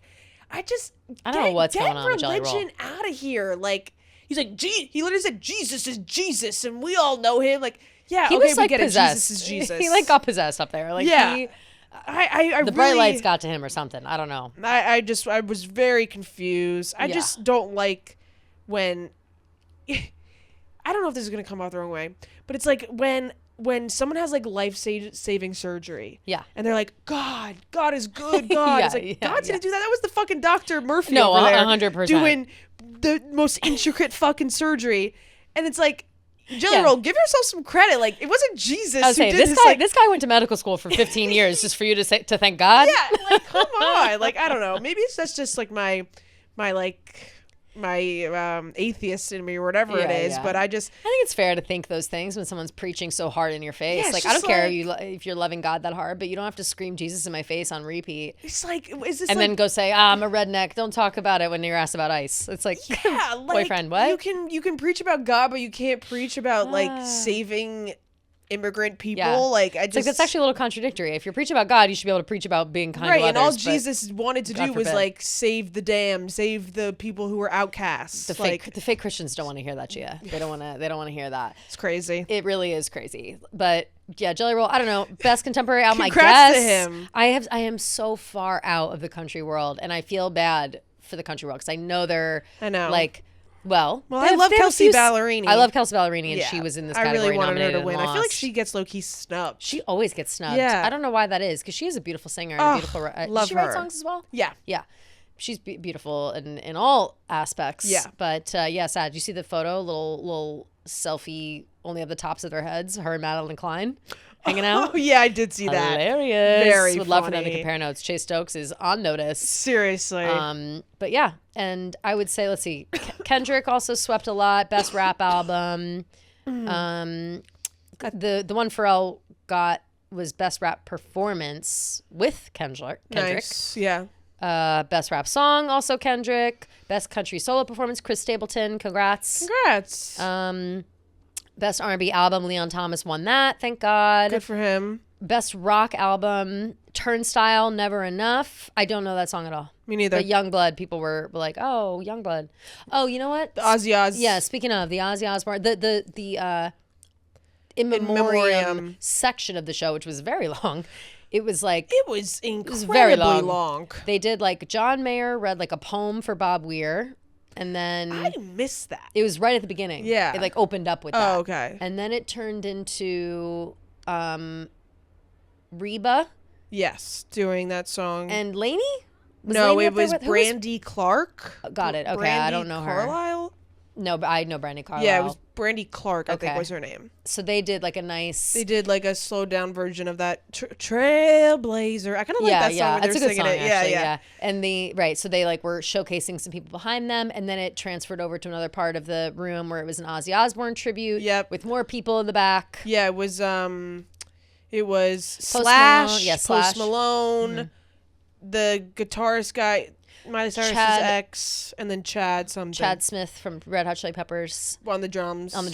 Oh, you know what? It might be in my history because I literally looked up their whole names. Yeah. Nice. Andrew Watt. That's right. Duff McKagan. And Andrew Watt is what we found out is engaged to Charlotte Lawrence. Yes. Interesting stuff. And Duff McKagan was the bassist in Guns N' Roses. Got it. Okay. So it was a bunch of rock legends. Supporting a rock legend, and it was emotional. But they really brought down the house for every them. time they pan to the Osbournes Sharon in the front row, and the kids, Sharon, Kelly, cried. and Jack were front row. Jack was into it. Yeah. Jack was very into it. Kelly looked really distraught. Yeah. Sharon looked like she was being a good sport. You know, you feel bad for these people. It's like they lose. They awful. lost their father. They lost their father. Lost their husband. Not only did like Ozzy Osbourne die, it's like that's their family. Yeah. That's their father. And I feel like Sharon like devoted her whole life. Oh yeah. To Ozzy and taking care of him, and being there for him. I think tragic. I think inherently, I think they're very good people. Like they're just, I wouldn't say very good. I think that they're like genuine people. You know? They're real. They're not. They're, you know. I know. I feel like I don't really see anything. Kelly's been called out of touch over the years. Yeah, well, she had that crazy comment. That crazy comment about like, I think who's gonna clean your toilets? Donald Trump. And that's also partly like, that's like an off-color joke, but they're also British. You have to remember that. Like they're not thinking, you know what I mean? Like I think, and they're older. Yeah, I'm not here to cancel the Osbournes in any way. I like them. Not even in the slightest. No.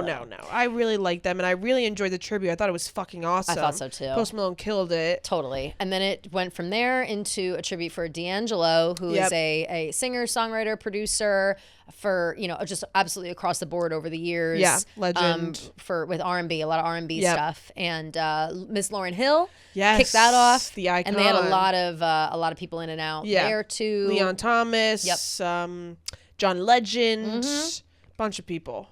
John Batiste. Yes, John Batiste was there too, who I love. Yeah. I was saying that in the moment I was thinking about, I feel like John Batiste is another one of those guys that's just oozing creativity all the time. Like give him an instrument, he's got it. He's got he can sing, he can do this, he's in it all the time, and I'm jealous of that. He seems he's super talented. So talented. Oh, what I was saying, I was kind of comparing him to Tyler the Creator, because I feel like Tyler the Creator is almost like he's almost like the rap version. Well, I was saying that they're like Mario and Wario versions of each other. Yeah. Because John Batiste is he's like lounge guy, jazz, Oscars, like whatever. And Tyler is like equally creative, but a little more like on the crazy side. Yeah. Like it's almost like the Out Jekyll there. and Hyde vibe, for some reason. But both like equally talented, I think. Yeah. In like a good way. So yeah, it was a very sad tribute all around, I would say, turned into like a fun like in tribute memoriam. That's how I feel like it should be more. Like I agree, like songs that are sad but happy at the same time. Like I agree. I liked when they went into Lauryn Hill's rendition of, what was the song? Killing Me Softly. Yeah, Killing Me Softly. So good. Yeah, that was really good. Wait, but I didn't realize this. Do you know that Youngblood did win a Grammy? Best Rock Performance. Oh, hell yeah. Youngblood Changes, live from Villa Park, back to the beginning. Okay, good for him. Congrats. For him. Because we were texting last night that we were confused as to why he wasn't doing the Ozzy Osbourne tribute. Yes. But they switched it up and did Post, which I was fine with. I love Post, and I think that he's probably more recognizable, I would think, 100%, for the tribute. Post, 100%. You know what I mean? Yeah. But let's see. We've got, I think that kind of covers all of our. We got 9 Inch Nails is winning. 9 Inch Nails is still winning Grammys. Best what rock about song. Miley Cyrus shading Lady Gaga? Oh, how about that? And do we think that was shade? Like, what do we think happened there? I would like to tell myself that it wasn't shade. Same, because that'd be crazy. Apparently, she had been sitting the entire time. Like, she hadn't stood for anyone. The whole thing was that when Lady Gaga won, they cut to all the other artists that were nominated, and Miley was sitting there. She kind of like gave her boyfriend a little bit of a look and then like put her hands in her lap a little like quick, like a little sassy in a way that it seemed like. But she was also nominated, right, Miley? She was also nominated. Yeah. I don't think she was shading Gaga. I think she was shading Andrew Watts. I saw people are saying that. But I don't know if that's true or not. What does he have to do with? Because she dated. No. What does Andrew Watt have anything to do with Gaga? Oh, I think he was on the album. Like he helped play guitar on the album. Oh, okay. I didn't know that. So he was a producer for Plastic Hearts. Andrew Watt was, and apparently they had like a big falling out. Right. And let me look up Lady Gaga. I saw that same like tweet kind of describing this whole thing. And Andrew Watt was the executive producer and co-writer for Mayhem. Okay. So people think that maybe she was shading Andrew Watt. I think maybe they cut to her at a bad time. I think also Miley is someone who she'd be like, oh man, I didn't win. Like, like not I think because it's Gaga, but because she didn't win. Like she's funny in that way. Like even when she won for Flowers, she was like, "And you can't kick me off here because I won this award." She's kind of saying it in the funny way. And if I'm being real, and maybe this is having Miley's back more than I should, like normalize being a little pissed when you lose. Like I kind of agree. I'm kind of sick of everybody being like, "Oh, no, I worked my fucking ass off and I didn't win the Grammy. That sucks." Like I want someone throwing a tantrum. Like, Yeah, like I want someone being pissed or at least like rolling their eyes or come on. Like I think that's be funny about it. Yeah, I think it's funny and I think it's real. So I appreciate it. If she was having like a little like fuck I didn't win. Yeah, that's like, funny to you're me. human. Like yes, and I that's more relatable to me. Agreed. Than everyone just being like yeah, kind. like smiling. Like poor on the Sabrina outside, having crying on the inside. Yeah, like literally screaming internally. I know. I feel bad for her. She got too. snubbed the entire night. She really and I did. will say she looked absolutely breathtaking. Legit. Every single time they cut to her, my breath was taken away by how beautiful she looked. Absolutely, Gorgina. Yeah. I also just want a quick shout out to other ones. Oh, should go. Oh, just compilation soundtrack for visual media. Sinners won a Grammy. Oh, nice. So congrats to Sinners. Yeah. Really killing it. The music on that was amazing. So good. Yeah. And the best music video was Doce Anxiety. Okay, nice. Yeah. She does have great music videos. Yeah. And that was it was a good music video. I also wanted to shout out Carol G. Oh, shouts to Carol G. She looked fucking phenomenal. Dear Yeah. God, that like pink cascading like beaded dress was just unbelievable. God, she looked phenomenal. She came out too with Marcello. Yeah. And they did a funny little bit together. And I love him. I love Marcello. I love Carol G. I love this the way that we're kind of, it almost seems like lately award shows, etc., especially music, I think is really kind of like the forefront, are incorporating a lot of like Latin it's about people, time. themes, whatever. Yeah. Like it's just fun. I think it's just fun, and I like the vibe. And if that's like not right to say, I don't know. I love the vibe. Like I don't know. No, I don't is think it like that's weird to say. I don't know. I mean, I'm not Hispanic, so I don't know. But I mean, is it weird that I'm like, yes, I love all the Spanish people in there. No, like, I think and it's not just great. Spanish, I feel like Latinx. it's been a long time coming for them to be like recognized. For sure. You know, there's just so much good music in the Latin community that it's like I'm glad that it's more represented. You know, agreed. But yeah, so that was pretty much it for the Grammys. Yeah. I would say, as far as drama is concerned, no drama really. No. I wouldn't even say that there were any big upsets. Like, you know, like no. I feel like everybody that won, it's like, all right, that makes sense. Yeah, everyone that won, I was like, okay, yeah, I get it. The only one I really was the Billie Eilish one, but it's not that the song was bad. I was just surprised that we were still talking about this song. Yeah. You know? The only one where I was like, damn, I wish Sabrina won Best Pop Solo Performance. Yeah, that would have been nice. But what are you going to do? What are you going to do? We also, obviously, no boots on the ground for Taylor Swift. And Friends, really. Like, the closest we have is Jack. And Sabrina, of course. Yeah. But she was spotted at a mystery Grammys after party. We're not sure. Yeah. There was a video floating around, but it was, like, taken by someone who wasn't supposed to be taking videos. Yeah. So we know nothing about it. But just like her talking with a group of people. Yeah. Drink in her hand. Yeah. So she's out and about in LA. Yeah, I good guess, for her. doing whatever. That's exactly what I would do. Not go to the Grammys and go to all the after parties. Absolutely. Yeah. Are you kidding so much me? more fun. Of course. And I will say, it really seemed like Somber was holding it down in terms of dancing for everybody. Absolutely. Somber was a good vibe. Yeah. And he's always a good vibe. And I forget what song he sang. 12 to 12. 12 to 12, yeah. which I love. And he was like going in the crowd. He like spun. Mm-hmm. I forget who he did like a little spin with, which was cute. It was cute. Yeah. Yeah. I can't remember either. Or maybe Doechii. He like went up to Doechii and spun her, which was cute. And he also did that to Olivia Dean when he was performing like the Spotify Best New Artist night. He like went up to Olivia Dean and spun her. I was like, he's flirting with everybody. He's so cutie. And then blew a kiss, like ran away. It was so funny. He's so cute. Yeah. He's very cute. And I think he is a great singer as well. I love his songs. Love him. I've yet to hear a somber song I don't like. Yeah, agreed. But yeah, so all in all, good, exciting night for Hollywood and for the singers. I don't think anybody's too upset. No. And that's that. Yeah. I don't know if any of you guys have noticed, but Gia and I's hair is 10 out of 10 right now.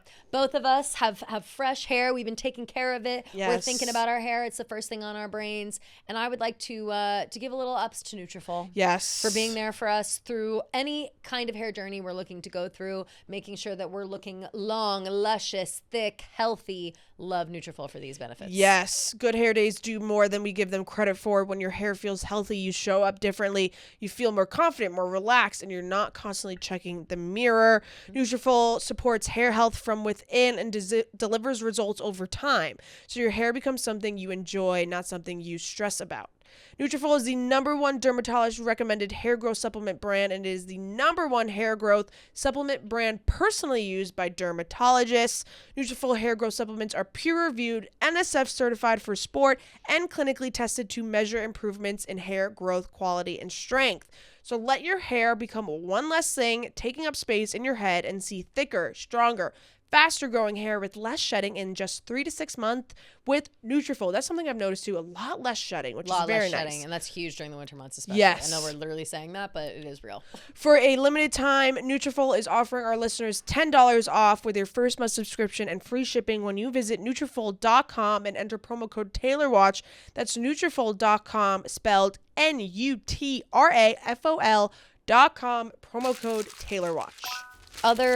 Not a lot of Taylor news, Taylor happenings besides, the glimpses of her at an after party in LA. Yep. Except we did have a mention of Taylor. We've got the haters coming out of the woodwork, the pick-me's coming out of the woodwork. We've got a girl on Survivor, the girl who just won Survivor 49. Savannah is her name for Survivor fans, which I am a Survivor fan, but I didn't watch 49. Yeah. Or I started it, but I didn't finish it. And now she is going to be on 50. And I guess on 49, there was a guy who, talked about Taylor Swift all the time. Yeah. He was a big fan and whatever. And when asked, this girl, Savannah, who she's now going to be on 50, she's currently on it. She was asked, who would you want to work with or who would you not want to work with? She had mentioned not wanting to work with this person. I don't know his name right now. Yeah. Who is a big fan of Taylor Swift because Taylor Swift is her least favorite person. But the way it was said was she kind of brought it up out of nowhere. They were like, who do you want to work with least? And she was like, blah, blah, blah. And you know why? Because you know who my least favorite person is? And then she just went off and was like, it's Taylor Swift. I don't like Taylor Swift. She's my least favorite person, whatever. And I'm sorry, your least favorite person is Taylor Swift. You're not going to say fucking Hitler? I mean, Gia, your least favorite person is a pop star? I went from 0 to absolutely pissed the fuck off in 0.2 seconds when I saw that. I was like, I can't believe you. The words I was calling her. Did they pick you? I literally said, okay, you fucking cunt, and threw my phone. I was so mad in the moment. I was also in a bad mood that day. I just had my period and was like, whatever. But I was like, it's none of your fucking stop inserting yourself in other people's business because you want to click for Survivor. Your least By the way, I hate your fucking guts now. And I'll hate your guts forever because you didn't need to do that. Why do you need to do that? There's no need to just be like, she's my least favorite person ever. Okay, well, you need to try to find some better least favorite people because there's some really bad fucking people out there. And if your least favorite person is Taylor Swift, then I think that says a lot about you because maybe you're a bad person. 100%.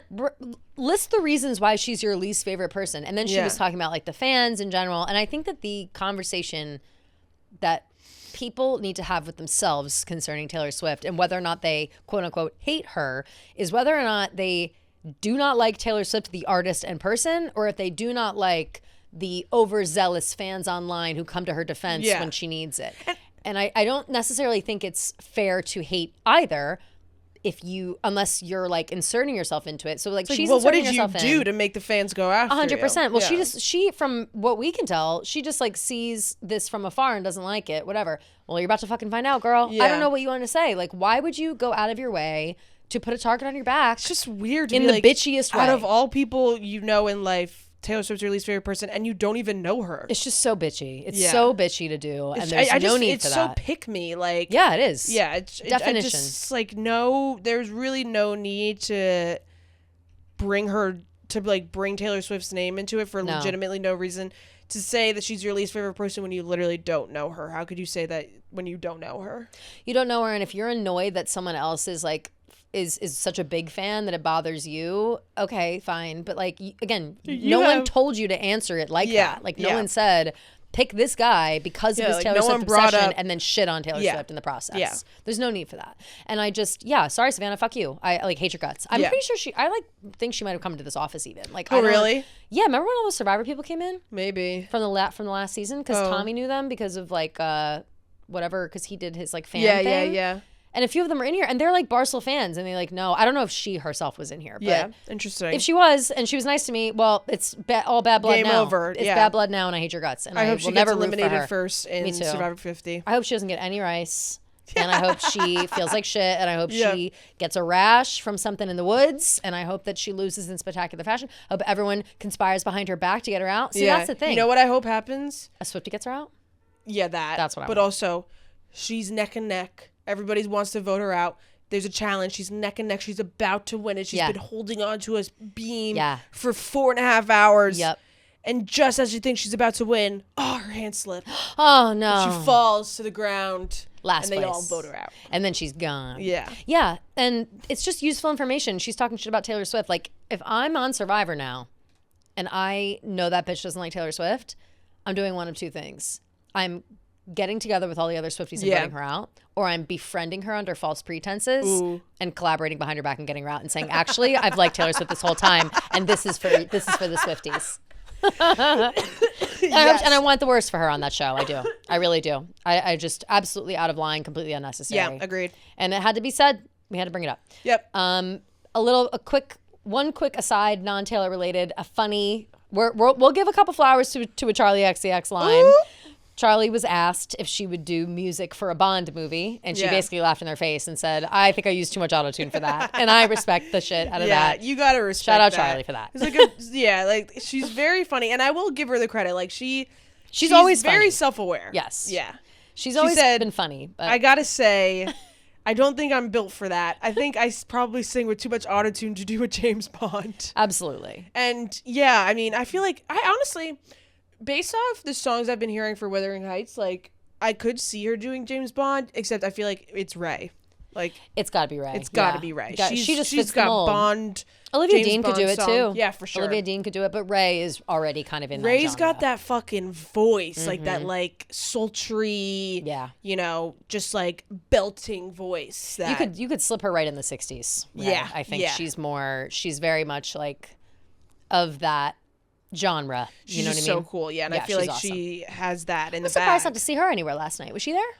No, she wasn't. Not that I saw. Where the hell is my husband? They did play that song when Harry came out. Which it is so funny. Hilarious. Yeah, baby. What the hell is my husband? And it's Harry like walking up in his jeans to give Bad Bunny the album of the year. Why was he wearing jeans? No, I don't know. And he was wearing like teal flats. Yeah, like they were like sparkly flats. loafers. Yeah, or they were loafers. I think they were sparkly square toe loafers. Yeah, okay. Yeah. I was just like, what? I liked the shoes, but with the jeans and also the top he had on. The way it was buttoned, I think it was meant maybe to be worn unbuttoned because it looked like it didn't fit him right. Like, I don't know. It was an interesting outfit. It was a bad outfit. It was not one of my favorite Harry outfits. Definitely not. But shout out Charlie XCX. For being funny. Yeah. Yeah, she was funny. But all right, last on our listy today, hopefully you guys like that long-ass Grammys recap because, really there was not a whole lot else going on. Nothing else going on. But we do have Traitors to discuss. Yes. The new episode of Traitors came out. So at this point in the show, we're talking Traitors, spoilers, etc. Yep. Turn it off if you haven't watched Traitors. I would say that it was one of the more interesting episodes of Traitors that we've seen. Yeah. However, dare I say it was a little overhyped by Alan Cumming. Unbelievably overhyped. Like great moments came out of it for sure. But it was overhyped by him. Yeah, I mean, they were saying, like, it's the craziest episode ever. Your mind's going to be blown, blah, blah, blah. I'm like, what? It's really so crazy. The only thing that was crazy was Jam Jam. Jam Jam was the craziest part. So we, of course, open up the show where it's the banquet time. The banquet that we've been promised. The, what were they calling it? The Black Banquet. The Black Banquet. Yes. Yep. And so, and again, yet again, just everybody's ripping off Surviving Barstool. We did the pink wedding, but we ripped off the red wedding. So, what are you going to do? The Black Banquet now, we have this going on, and it's Lisa Rinna shows up. She's wearing the brooch. She has to commit a murder in plain sight. And we find out the rules behind it that someone has to touch it and that it's instantaneous. So like they sit down for dinner and the person who gets murdered is taken away right away. Well, no. Or not instantaneous, sorry. The 2 potions. I'm lying. I forgot about the twist of the potions. No, it's sorry. okay. I totally forgot about that. So originally it was told to them that it was like whoever touches this is the one that's going to be die. gone. Yeah. Yep. So we knew it was between Jam Jam, Kristen, and Natalie. Yeah. They didn't reveal who it was, and then they all sat down. This was like as they were all walking in. Pause. The way that Lisa Rinna got everyone like to touch she pretended that the brooch like was falling off. Broken. She was like, "Oh shoot, I can't." And all those 3 people happened to be around her at that time, or the way that they made it look for editing was like that, and so. It really could have been any one of them because they all kind of the way that they edited it was smart because you really couldn't tell who was it. Yeah. So then they all sit down, and then that's when Alan reveals that there's 2 potions, and if you drink it, you're safe. Yep. So whoever was killed... Antidotes, I think they were calling them. Yes. Yeah, which is funny. So then they had this crazy thing, like, okay, you guys have to decide who gets to take it. And Natalie just... I don't know what took over her body, but she was being so incessant. I mean, like, it was almost hard to watch. Natalie, like, had a psychotic break in that moment. She like, really did. Though, we have to remember, she's a gamer. Yeah. And so when you're a gamer and you're in that scenario, you know, you don't play nice when it comes to immunity. Yeah. So if you're needing to raise your own hand and fight for yourself to get immunity or to help yourself or whatever, like, you do it in any way that you can. But surrounded by everyone else not matching her energy, she looked insane. She looked really crazy, being like, it has to be me, it has to be me, blah, blah, blah, blah, it has to be me. And in my head, I was like, Natalie's figured it out. Because if she's so scared that she's the one that was like murdered in plain sight, she must know a moment where she felt like she was the one targeted. Yeah. That's the only, and she never explained that, or at least we never saw that. She just said, like, I was the last gamer, so I felt like I had a target on my back. Yeah. But yeah, it was very uncomfortable, like, watching her basically, like, rip it out of Tara Lipinski's hand and, like, chug it. Which was crazy. Yeah. People were accusing Dorinda. Yeah. Dorinda served the meat. Yeah. And she goes, I'm a natural server. She goes, well, I'm a natural server. Like, as if it was the most obvious, well, I'm a natural server. I mean, give me a break. I'm Dorinda. That was the funniest That was so funny. Yeah, they were saying... More Dorinda, God. But they were also saying... like Stephen Coletti because he sliced the turkey. No, Stephen he was trying to get everybody to pick up those cards. There were like this like deck of cards with everybody's faces on it. Yeah. And coincidentally, Stephen kept being like, what are these cards about? Yeah. Like 10 times. He also like sliced they kept saying like, did anyone eat the turkey? They're like, Stephen sliced the turkey. Oh, I thought that was Dorinda. No, but Dorinda was like giving people serving the plates turkey. of food. Yes, right. yes. Okay. Yeah, so that was so funny. But and then they kind of like they got onto it with Lisa kissing people on the cheek. However, they weren't directly on the nose because Lisa didn't kiss him on the cheek. No, that was not. That wasn't the thing. It was the brooch. But yes. she did like air kiss a bunch of people. Yes. So then, you know, they drink the antidote. It ends up being Natalie drinking it and Johnny Weir? No, who was the second person? Was it Kristen? Or was it Tara? Did Natalie and Tara both have it? Yeah, maybe it was Natalie and Tara. Because I think Johnny like swiped it and handed it. Like I remember Johnny like grabbing something and giving it. Like I feel like he did something sleight of hand a little bit with the antidote. Right. I'm confused. Yeah. I think it was Natalie and Tara. Yeah, I think because once Natalie freaked the fuck out over Tara, I think whoever else had it already just like gave it to Tara and was like, "Here, take it." Like I don't know. Like, this is drama I don't want to be in. Yeah, I can't really remember. And I'm reading this, and it doesn't say who it was. Because this says Jam Jam got the first one. But if Jam Jam got the first one, then that wouldn't make sense. He didn't. He definitely didn't. Because... Traitors. Because then he would be saved. Kish. Kristen. Oh, it was Kristen. Okay. And Johnny Weir. Johnny Weir, like... took the bottle from like instead of Kristen running up to grab it, he like took it and handed it to her, right, to like help her because she was saying she wanted it, and Natalie took it from Tara. Okay, so yeah, Kristen and Natalie drink it, and then Alan reveals that it was Jam Jam who was marked for death. Jam, and he goes, "It was Lisa. It was Lisa. She gives me the cheek." It was Lisa. Like he was literally being dragged up by his feet like Dave at the Super Bowl. Like but he was like, it was Lisa. So dramatic. And everyone was like, what? And even Lisa was like, wait, what? Like what do you think? Like, why do you think that? But Kristen, I don't know if you saw after. We didn't see it in real time. I think it was maybe like said and cut or something. That she had said, like, I didn't think it was Lisa because I knew it wouldn't have been a kiss because we did HR training for this. And like you can't and she's so right. A challenge wouldn't be to kiss someone on the cheek and mark them dead. Like that would never be a thing in terms of like HR. Yeah. So the reasoning, like they had, you know, right suspect, wrong crime. Yeah. You know, or whatever that expression is. I don't know. So after Jam Jam gets taken away, they all like, you know, meet back up. They're like, wow, what a night that was, whatever.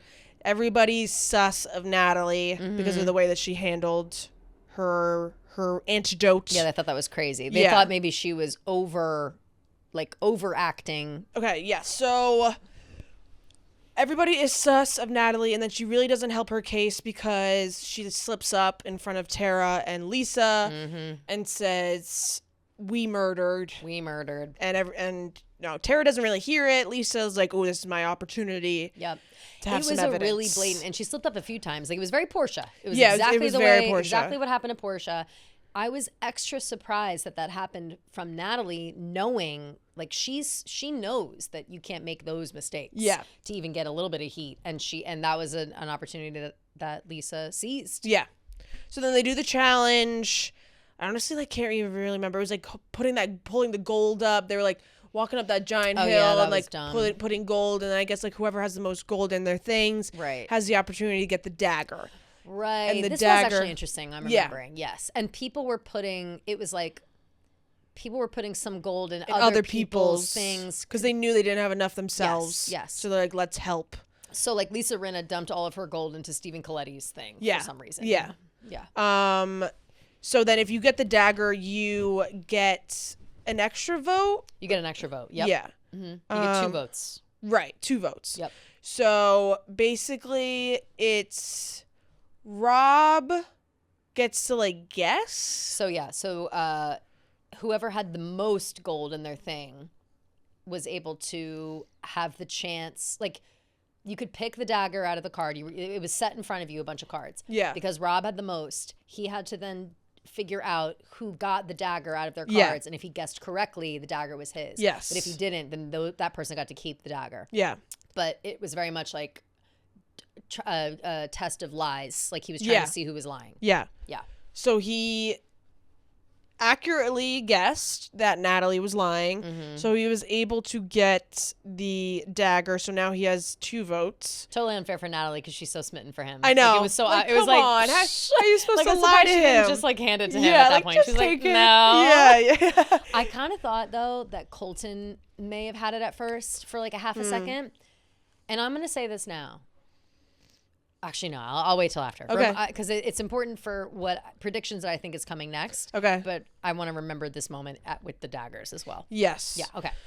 So then Rob tells the group, because it's like a group of 6. It's like Natalie, Steven, Colton, Rob, Johnny?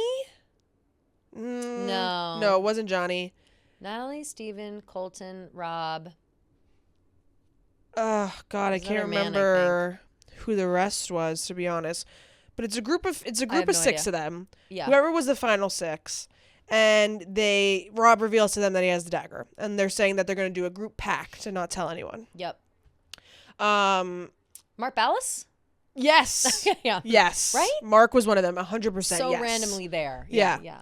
And then they come back. Everyone's like, who has a dagger? They're like, oh, we have a pact, whatever. So then they go to the round table, and Lisa has to fight for her life. Yep, lip sync for your life. She really tries to go after Natalie with the slip up, but basically everybody's got their eyes on Lisa. They do, but I'll say this. There was a moment where I thought it was going to shift to Natalie because everyone thought her freak out during the black banquet was suspicious. So like Johnny thought it was weird. That whole crew was like, I think we're voting Natalie. I think we're going to vote Natalie until they get to the round table. And then Natalie's who it's not fucking really put the nail in the coffin for Lisa was Rob. Yep. And what a moment. Doubled down and was like, all right, guys, it's Lisa, blah, blah, blah. Like, we have all this evidence, blah, blah, blah. So I think that really was the final straw. So everybody votes. Rob doesn't use his second vote because he kept his dagger. He doesn't have to play it right away. Like, he now has this dagger card. He and can it's use smart whenever he wants. If someone's sus of him and somebody else, he needs that extra vote. Yes, he does. And everybody's voting, whatever. And Candace votes for Rob. Yeah. And everybody's like, what the fuck? Like, weird. And at first, I said to myself, and I posted on my story, I was like, stupid vote by Candace. Then I was pondering, and I thought to myself, actually, it's kind of genius. And then I saw some people backing this up on Twitter, too. And they were like, if she votes for Rob, Mm-hmm. it's sus if she gets voted out. Absolutely. Because how does Rob know that Lisa and Candace Absolutely are traitors? And that's part of it. And that's kind of like the warning sign, the warning flash of like, don't fuck with me. Absolutely. Because I'll take you down with me. 100%. Because I could totally see Candace being like, yeah, I'm a traitor, but so is Rob. Without question. And that to me was a move by her it was planting a seed that all of a sudden Rob's got a voice. Like that's kind of what's happening. Right. Rob has been very quiet like this whole time. Last episode, he's sticking up for Ron. He doesn't want Ron to get voted. All of a sudden, he's Mr. Faithful, like loudmouth about it. Now he's very confident about getting a traitor out, and it's the time they actually get a traitor out. So it's interesting that no one has ever even been suspicious of Rob once until now. And so I think for Candace to throw it out, she has plenty of arguments to explain away why she threw his name out. One, he was coming after my girl. Yeah. You could always say that. Two, you could always say like, well, he just seems so like strong in his convictions, and I'm a little suspicious of like his, like how did he, like kind of like you said, how did he know Lisa was a traitor? Right. He could be a traitor himself. And I think Candace has put herself in the best position where she looks suspicious of people, and she's not been right about anyone she's said, but she's kind of been like off the beaten path a little bit. So she's not really hiding, but she does seem to be working towards a greater goal. Yeah. And I think that she has will the help trust her. of a lot of the people too. Yes. And I think that she's giving off that vibe of like, I really do just want this to go well. Like I don't, you know what I mean? Like people trust her in a different way. Whereas Rob, like, you know, I think even Johnny, maybe Johnny said at the end, or someone said at the end. Yeah, Candace like, was talking to Johnny, I think it was. Yeah, and he was like, we got to start looking at Rob. Like, we like, he's too good looking. No one even, or he gets a pass, I think is what somebody said. And I was like, your castle's going to come crumbling, Rob, if you can't stab all your fellow traitors in the back like that. Yeah, and I feel like Candace is now like, you betrayed Lisa, you're basically betraying me. Like, I'm not going to work with you. 100%. So I can't trust you. It'll be very interesting to see what happens in the next coming episodes because of two things. Oh, Lisa gets voted off also. Oh, and then Lisa gets voted. Yeah, sorry. Yes, Lisa's out.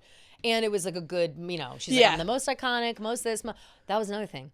Rob, in his like about to vote out Lisa thing, said copy paste verbatim what Colton had said. Yeah. About Lisa. Like, you're iconic, you're this, you're that, which I hated when Colton said it. And then when Rob said it gave me the ick. I said, ew. I'm like, why are you You're getting less hot to me now. And a lot of people are saying that, like, and I saw this video and Rob actually commented on it, and the girl was pointing out how Rob is like a boy's boy, and he does not fuck with women, he like low-key like doesn't respect women unless it gives him an advantage in some way. It's very clear that he loves being able to control women around him with his looks. Like, and the real Rob really came out that episode. Like, you know, Lisa's doing all the work, trying to get this brooch touched, all these things, like, and Rob just like gets to slide in there and be like, hey, by the way, like, it's Lisa, like, without having to do anything. Yeah. And I just feel like he is prioritizing this thing with Colton. Yeah. It's like, why do you care about Colton? Like, right. It's like, why do you care about being in this? So that's a perfect, now what I wanted to say is for those who maybe have not watched Traitors before, when this happens, a traitor gets voted out, usually at least once, I'm positive, I'm not positive, but I'm pretty positive it's going to happen next episode. They are allowed to recruit another traitor. Right. Yeah. So I think that Rob is going to recruit Colton. And I think that these conversations maybe have already happened because when the dagger situation was going on, Colton was looking at Rob and being like, I don't have it. Like, I don't like, find it else. Like, helping him almost. Like, he wants him to have it. Yeah. And if they're on the same team, it doesn't really matter who has the dagger or not. But if Colton has interest in wanting that dagger, then he wants Rob to pick the right dagger. So he's going to do everything he can to be like, bro, it's not me. Keep going. Right. You know what I mean? Yeah. Otherwise, it's like, if he did have it, who cares? Like, if they're on the same either team. One of us has it. And I think that I think that Colton and Rob are working closer together than we realize. And I think that will come to light. And I do think that Rob is going to want to recruit Colton to be a traitor. Yeah, I could totally see that. That would suck so bad. Yeah. Because then it's like, then I don't want to, what's going to happen there is then Candace is going to be kind of odd one out. I wonder if Candace would even agree to that. Yeah. There's a discussion that happens. But then maybe also they vote out Colton right away. Maybe he put him up as another sacrificial lamb. Adding in Colton is a stupid move because he's just like so obvious. So He's he such a wants target. to be, for sure, but I think that it's probably smart for Rob to do because Colton's got a bigger target on his back than Rob does. 100%. So it's like, as a traitor, you want people to fall on the sword for you because eventually the faithfuls start to get squirrely and hungry, and eventually they all start turning on each other. Like, Lisa being voted out, it needed to happen. There always needs to be the first traitor fallen to make the faithfuls feel like they're making progress, because after a certain time, shit just starts not making sense if they don't get a traitor. You know? And Lisa was just too close to it. And I think that Rob probably saw, like, all right, it's a lost cause. We're going to spend a whole nother week or more time trying to defend her and convince them elsewhere. Especially if we don't vote a traitor out tonight, like, she's got to go. Yeah. So I get from a game point his reason. No, for sure. And like her grave was already dug. It was already dug. But he didn't need to throw the dirt on it and kick it. Yeah, exactly. 100%.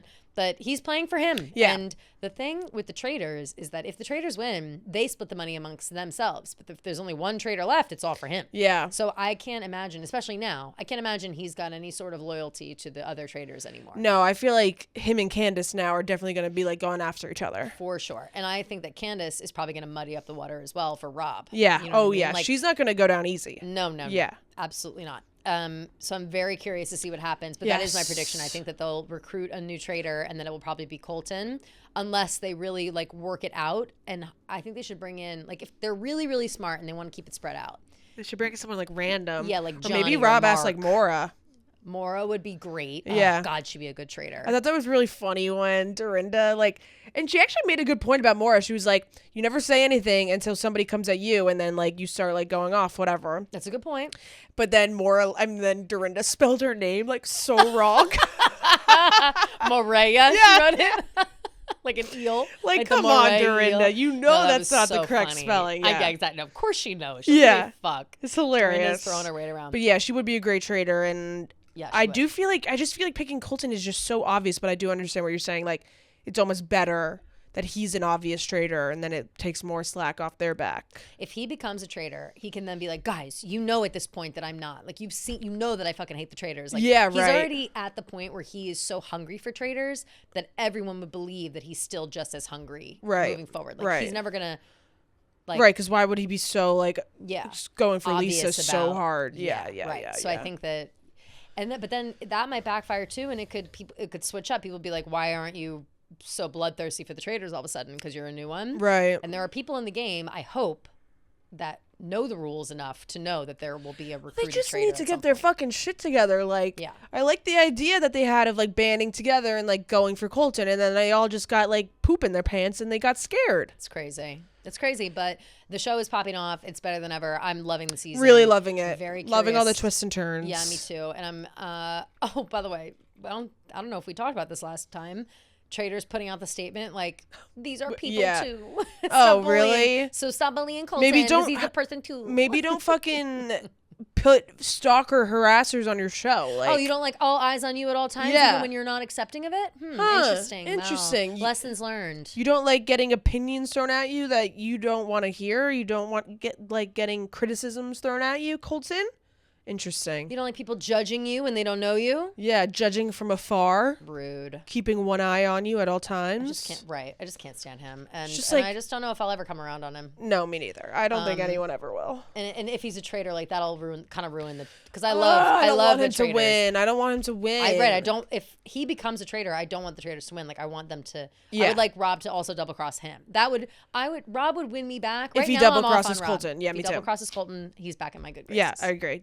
Definitely agree. Yep. Because I don't like this boy game that he's playing. No, me neither. Like, I'm over it. He went on Love Island. All he did was care about the boys. Yep. Now he's on Traitors. All he does is care about the boys. Boys drool, Rob. Maybe it's time to take a look in the mirror, Rob. Take a little look. See why all your relationships haven't worked. All these bad patterns you're bringing them across life. Maybe trust a woman once. Yeah. And then you'll get to where you need to go. Yeah, seriously. But all right, I think that about wraps up our Traitors recap and our Grammys recap. Yep. Heavy outside Taylor stuff today, so we will be sure to be equipped with some homework on Thursday. Yes. We also will have the Tell Me Lies recap will be Thursday. I'm excited. So if you want a voicemail or to submit a voicemail, call and leave a voicemail concerning any of those topics. Feel free to do so at 347-450-0723. 347-450-0723. You can call, leave a message. You can text that number if you're feeling like that. Just put it in your phone and send us a message, or call us whenever you feel like it. We'll be doing voicemails, DMs. We'll be doing rapid fire questions as well. Keep your eyes peeled for the Taylor Watch Instagram account. We'll post that on our story Wednesday before we record at 2 p.m. Yep. So make sure you get it in on time. And apart from that, we'll see you on Thursday. Love you guys.